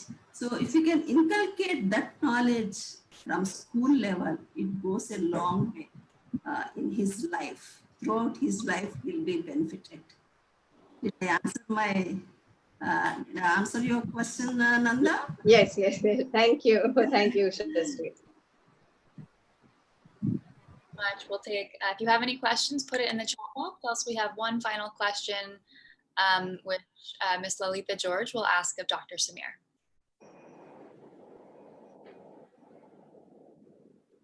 Good evening, everybody. Can you hear me? Yes. Yes. Yeah. And thank you for the very engaging and enlightening session. My question is to Dr. Samir. How can I tell whether I or somebody else is suffering from a mental health problem? I think this is a very relevant question that you've posed. And like I said initially, in the initial part of the conversation also, that if it is causing significant distress, if it is causing disharmony within and in your relationships, and if it is making you feel dysfunctional, you ought to do certain things. There are certain roles and responsibilities which you are falling short of, given your age and stage that is expected out of you. or if it is leading to a point where you feel that you could be a danger to yourself, you could harm yourself, or perhaps you have threatening thoughts and you have thoughts where you feel like taking it out on others. So if that is the kind of situation, then perhaps we need to reach out quicker. That becomes very, very important. What also becomes important, and if I just club in the previous questions which were asked to the other panelists, I was just wondering, there's this difference between a structure and a concept. So when it comes to teaching, when it comes to, educational institutes, what we are gearing, the students and others are towards perhaps a career and to reach a destination point, and career for the sake of survival, or perhaps the comfort or the luxury. So it could be a spectrum there. But what we are losing on is the concept of journey. Life is about a journey. It's a process. No life is free of stress, nor can it be possible. That kind of a world cannot be imagined. It will be an ideal world. We all want to be stress-free, but a lot depends on one's own ability to resolve issues, your own ability to minimize the negatives and look and selectively abstract the positives which are happening simultaneously in your life. When you're losing that eye and you're getting too much into externalization, or your behavior is becoming a threat to yourself or others, so for the family, they need to just kind of make a red alarm there and reach out as quick as possible. And what's the harm in reaching out to a professional? We reach out to a doctor. That doesn't mean the doctor is going to prescribe medication at the drop of the hat. We also, as parents, as individuals, as responsible individuals, first try to assess whether really and the right kind, the person really requires the medication, or things could be sorted with a dialogue and little environmental change and support. So I think those are things which are important. Like Dr. Smita rightly said, we should not wait. Why should we wait for these issues to be addressed? And it's high time that we address them. We understand things are going out of hand. So if you're feeling distressed, if there's dysfunction, if there's a disorder, there's a dis-ease, you're not at ease with yourself. That's where dis-ease word comes from. If there's a disorder, things are not in order, disorder. If there is some disharmony, either in relationships or issues, now the whole world can't go wrong. It's also about the adaptability quotient. If you're not able to adapt, you might be having some personality issues which need to be sorted, resolved, and those personality issues stem from childhood. So even before school, I think the sensitization should begin at a parental level. I, before becoming a parent, should be aware of my responsibilities and my own behavior. Once I start taking onus of that, I become a role model for my child to follow. The child then sees, okay, there's a conflict at home. This is how my parents sit across the table and in a very decent way resolve and try to make an effort to resolve. They could still agree to disagree on certain issues, but egos and issues don't become larger than relationships. Thank you so but much. Timely help required. Thank you very, very much. Thank you, Dr. Samir and Lalita, for your question. We have one final question for you, Dr. Samir, from Mahati.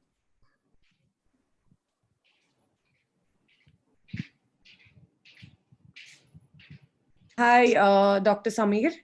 It was a great session, and it was lovely to hear your insights on mental health from a technical perspective. My question to you is, what is the difference between depression and stress? Many a times, there's a lot of confusion. Not only my generation, they use these words interchangeably. Stress, depression turns out to be similar. I'm stressed, I'm depressed. So could you throw some light on what you think basis your experience? Let me define it for you. Now, stress is a broad term. It's a broad word, right? It's a big word. Yes. Stress could mean a little daily hassle, any change, a little change in the environment, a change in position, a change in role, anything which brings about a little change biologically or environmentally is a potential stress, right? And then there's this concept of coping with stress. So whenever we talk about stress, stress is like a challenging situation. So that stress can percolate into depression, may not percolate into depression. Now, what is the interface between stress and normalcy, or perhaps an abnormalcy, if I may use that term? There's a component of stress which is considered as good. So if you are facing examination, we all know we all face examinations, and our ability to absorb, our ability to remember, our ability to memorize at times becomes very good at the nth hour. And we always wonder that we should have 1 day extra. And if we pray and we want that 1 hour or 1 day extra for us to be able to perhaps grasp all that we couldn't grasp in the last 1 year. So many times stress also improves your ability to grasp, your ability to perform, and your ability to take it as an opportunity to evolve. So what we develop as a part of stress management within ourselves is a strength to cope, or our coping abilities. Now that point of stress is very good. That level of stress is very good. That phase of stress is good because it is helping you develop your own self, improvise your own self, work faster with the ability to grasp much better. So you are able to deal with that situation and you are able to rise up to the optimum potential that you possess. The best of works in the field have come up during the phase when the person was quite stressed. So it depends how you use that stress into adaptive coping. That part of adaptive coping that makes that stress help you evolve, help you improvise, help you innovate, help you invent is called as eustress. But the moment it becomes distressing, the moment it leads to danger, the moment it becomes dysfunctional, the moment it creates disharmony, the moment it robs you of your sleep, it robs you of your appetite, the moment it disturbs, and you start having bodily symptoms. People at times have unexplained body aches and pains, which we call as somatic anxiety or somatization. So those symptoms, if they are happening, you're having cold, clammy extremities, this is becoming a distressing point. And perhaps that's the point which could percolate into depression because you're not able to resolve it. What is happening biologically is that there's an HPA axis, hypothalamo-pituitary adrenal axis, that is getting activated. You're releasing unnecessary adrenaline into your system. You are making a mountain out of a mole within yourself. And in that haze and that maze, you're becoming all the more distressed and dysfunctional, leading on to a phase of depression where you're running low in serotonin. Simple sleep hygiene, trying to control yourself and trying to remind yourself this situation too shall pass. Let me see and other ways of resolving it. Problem-solving approach rather than just thinking about the problem constantly. Problem-solving approach helps. Logical use of mind helps rather than getting driven by emotions. We are all emotional beings. We all need to be emotional to be humane. But it's like a stream, a flow of river, which quenches the thirst. It follows a path. But the moment there's a flood of emotions, then obviously it is something which becomes dangerous and difficult to handle. So we should prevent that kind of a level happening, but maintain that humanity and maintain that positive emotional flow that is required. Thank you. Thank you so much. Thank you so much, Dr. Samir. So I'll maybe wrap our Q&A with the final question, which I think is a good transition point, getting to the topic of what can we all do on this call to play a role in this conversation. So Ushashri, Swarna had a question of what is the eligibility criteria to become a volunteer at Roshni? Oh, okay, thank you, Swarna, for the question. Yeah, we all need volunteers. So this is a purely voluntary organization. It runs on volunteers' help. So we have about 70 volunteers right now, but as the demand is increasing, if we have enough volunteers, we can go out more and create awareness on our outreach programs, and we can extend our working hours also. So to become a volunteer, usually whenever there is a need for volunteers, we advertise in print and social media. And people who are interested, they can call us and give their details. Usually we take between the age group of 30 to 60 is the maximum limit. And we conduct a group discussion. We invite all the interested people to our center and explain what that's expected from them. That is in terms of number of hours they need to dedicate, and what are their duties, what is their role as a volunteer. We explain all the details to them. Then if they are interested, they'll be called for interviews. There is a 3-level interview process through which we assess his capabilities or interest, what is their journey in their life, whether they'll be able to cope with the types of calls we get. Sometimes we get very intense calls, but we all started like that. We were all, normal people, but Once you pass through all these interviews, then there will be training. This will be done for 6 days during the weekends, consecutive weekends. So that is the crux of the matter. When you go through this training, that transforms you from a layman to you become a befriender. You gain so much of knowledge is given, how to talk to a person, how to listen to the caller when a person visits the center, how to, the body language, the way you project yourself, how to focus. Because once you take a call or when you're sitting with a person, you just forget everything about your thoughts, your opinions, your beliefs. You are just listen to the person with an open mind, no judgments, no personal beliefs. So then only you can befriend a person and you will be able to help the person in the right way. So all this is given. And how to identify mental illnesses, mental disorders. While speaking or while listening to the caller itself, you will, because of this training, you will be able to identify a person with mental illnesses, which they need help. They themselves may not realize, like some OCDs, like severe anxiety disorders. The person may not realize that they have these problems. But when they speak to us, we will be able to identify and give timely help and guide them in a proper way. All this is done during the training session. That is very, very important.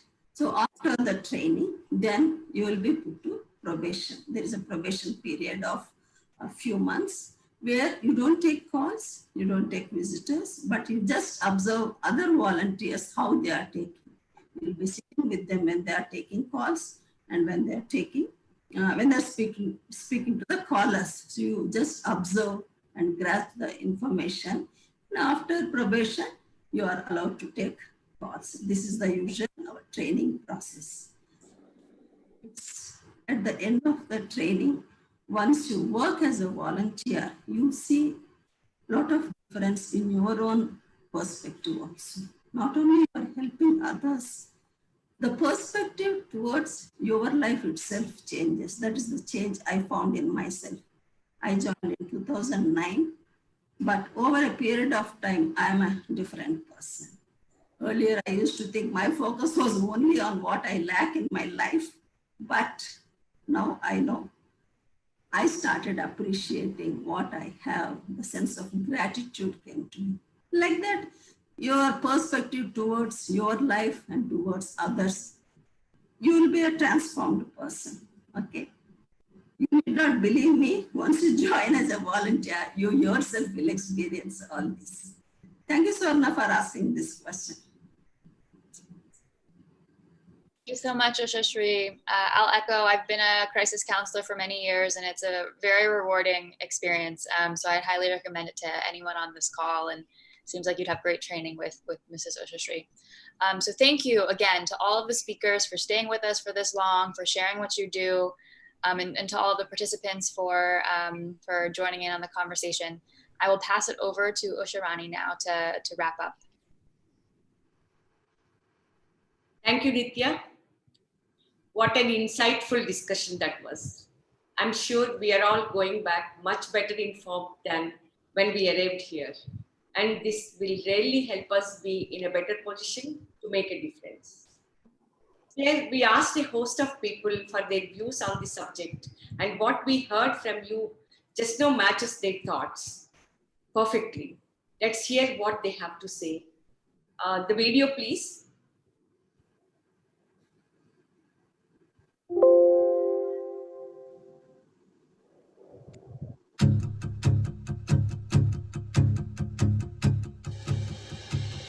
Namaste. Did you know that the average suicide rate in India is 10.9 for every 1 lakh people? And that the majority of people who commit suicide are below 44 years of age? Flow Hyderabad is associating with Roshni NGO to help create a deeper understanding of mental depression, to amplify the reach of information and provide the necessary support and access to mental health services for the greater good of our society. Each of us can play a role to reach out. So, do reach out. There's always somebody. Anxiety, depression have become common terms now, and yet there is a huge gap between the way mental health and physical health are understood and approached. FLO Hyderabad is launching a year-long campaign that will touch upon the various facets of mental illness, the experiences of those who suffer from it, the route to recovery, the ways society can be supportive, and the ways in which those suffering can get help. We are supported in this endeavor by Roshni NGO, for which we are grateful to them. Mental health, as we all know, has an impact on all aspects of our lives. It affects our personal and professional lives immensely. So we all need to break the stigma attached to it. Roshni is glad to collaborate with FLO Hyderabad chapter for this year-long campaign called Reach Out. Main goal is to spread the message of positive mental health and raise awareness about mental health issues. We hope to reach out to many more people through this campaign. COVID has left us with many anxieties. There are so many questions, so many doubts, but unfortunately no one seems to have all the answers. Difficulty seems to be getting better of some people, but do not lose hope. FICCI FLO and Roshni Trust have set up professional counseling facilities. Reach out, there is always somebody. When we talk about mental health, the first and foremost thing to understand is that we need to destigmatize mental health disorders. We need to understand that mental illness is curable, and all it needs is that one needs to come out of the closet and seek help. Therefore, reach out, there's always somebody. Millions of people are affected by mental illness. The stigma associated with any form of mental illness continues to exist. These are difficult times, and I urge you to take care of your mind and your body. Get help and talk to your loved ones. Thanks to FICCI FLO and to Roshni NGO for this initiative. Reach out. There is always somebody. So friends, let's not stigmatize or ignore psychiatric problems. Let's give mind its due importance, and let's join our hands towards this positive endeavor to prevent psychiatric problems and to reach out people suffering or families suffering with these problems in a timely and effective manner. Mental Health Awareness Initiative is all about filling the gap in the mental health support system through awareness, acceptance, and action. By being aware of your emotional, psychological, and social well-being, you can improve how you think, feel, and act. Once aware of your mental health status, stay true to yourself and accept it. Prevention is better than cure. Timely action, appropriate intervention goes a long way in treating mental health issues. There is nothing noble in suffering, and that there is nothing weak or shameful in asking for help.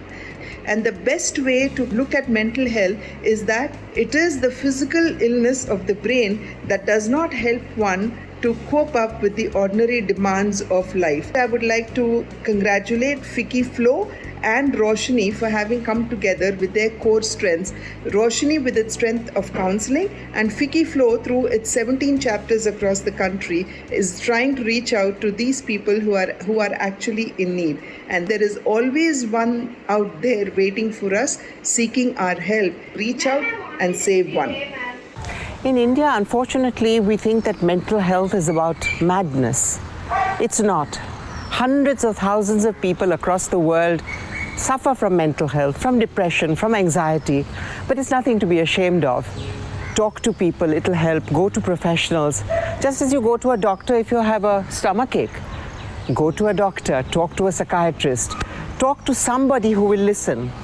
Talk, it will help, and it's nothing to be ashamed of. Reach out, there's always someone. We're human beings, we are meant to depend on each other, lean on each other, talk to each other, listen to each other, and help each other. We're not meant to be little isolated islands. So please, reach out. There's always, always, always somebody. Captaincy and leadership, not only in my sport, but in any field, does involve high pressure and expectation from different lens. There will always be challenging times when you're on the field. Mental health is one which has been mistaken as a social stigma and taboo. Do not hesitate to reach out and express your emotions to close ones. Please reach out. There is always somebody. Mental illness is looked upon as a big stigma in our society. And due to this, people who have this illness are afraid to reach out. Mental health is something that we should talk about. It's not a taboo to feel sad. It's not bad to feel depressed. The most important thing is to share, and it's amazing how light you will feel when you actually do share, and how good it will make you feel. Share with your family, share with your siblings, share with your friends. And if you need professional help, then go and get that professional help. Reach out. There is always someone. Saying I have a broken leg is easier than saying I have a broken heart. I am lost. I need help. It's so difficult. So let us fight this stigma. If a broken leg can be fixed, so can a broken heart. Suicide is not the solution. It just transfers the pain from one person to another person. So remember, there is always someone. Your experience of life has a chemical basis. Right now you're feeling joyful. It's your chemistry on one level. You're feeling miserable. It's your chemistry. So yogic system has an elaborate system how we can create the right kind of chemistry. It's been well established by proper research. The endocannabinoid secretion in the body is significantly higher. That means you are always in a very pleasant state of experience. You are blissful by your own nature. This must happen to every human being.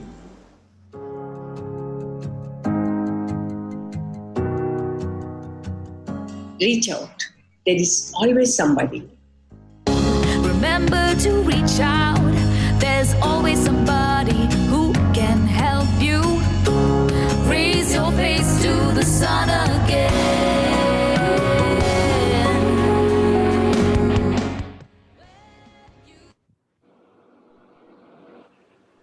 Our profuse thanks to each one of them for obliging our request and sharing their thoughts with us. Over to Priya. Thank you, Usha. So thank you, ladies. Thank you, Dr. Sameer. Thank you, everybody, for staying with us for so long. What we have understood is that we can all make the change happen, one gesture, one person, one day at a time. I'll now hand you over to Uma Chigurupati, our Senior Vice Chairperson, for the vote of thanks.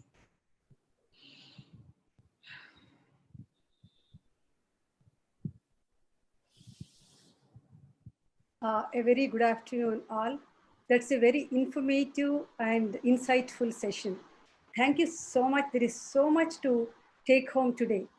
You don't have to struggle in silence. There is always somebody. Mental health needs a great deal of attention, especially at the present situation.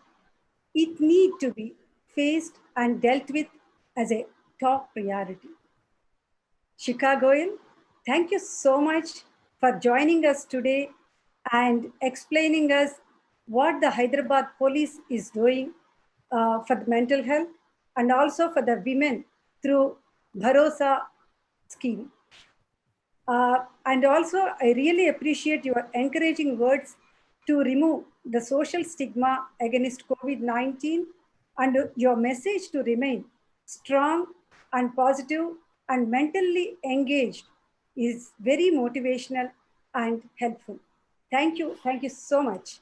Dr. Sameer Malhotra, thank you for all the compassionate professional suggestions, advices, and guidance given today. You explained, self-victimization and especially importance of listening. There is so much to take home. Thank you for joining us today.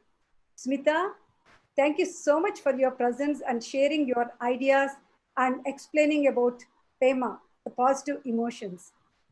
Ushasri, appreciate the kind support, extended to many through your organization. Yes, one has to take the responsibility of one's health, which is so true. Thank you so much for joining us. Nitya, you have navigated the program in a very professional way. Thank you. I thank all who participated in the anthem and those who shared the encouraging words with us regarding mental health today. I congratulate and appreciate all the committee members who put a lot of effort in bringing out this program and the anthem. Thank you, IT team, for all the support. Our gratitude to all the sponsors, Laurus Labs, Arvindo Pharma, Polemon Group, our gold partners, and branding partners, RBC Worldwide, and gifting partners, Pushpam Publications. I thank all our past chairs who are always very supportive in whatever program we take up, members of the chapter and fellow flow members from all the chapters, media, and all the viewers for joining us today. Before I close, I'd like to recap the take home from today's conversation. What mental health need is more sunlight, more candor, and unashamed conversation. Please remember, someone may need our support, guidance, or help. Let's be aware of that and let us extend that support needed. Stay safe and stay at peace. Thank you so much. Thank you, Uma. On behalf of Chairperson Usharani Manne and the committee, I thank you all once again for joining us in this much needed conversation. Stay tuned for more such meaningful interactions and initiatives from your own Flow Hyderabad. Until then, stay fit, stay put, stay safe. Thank you.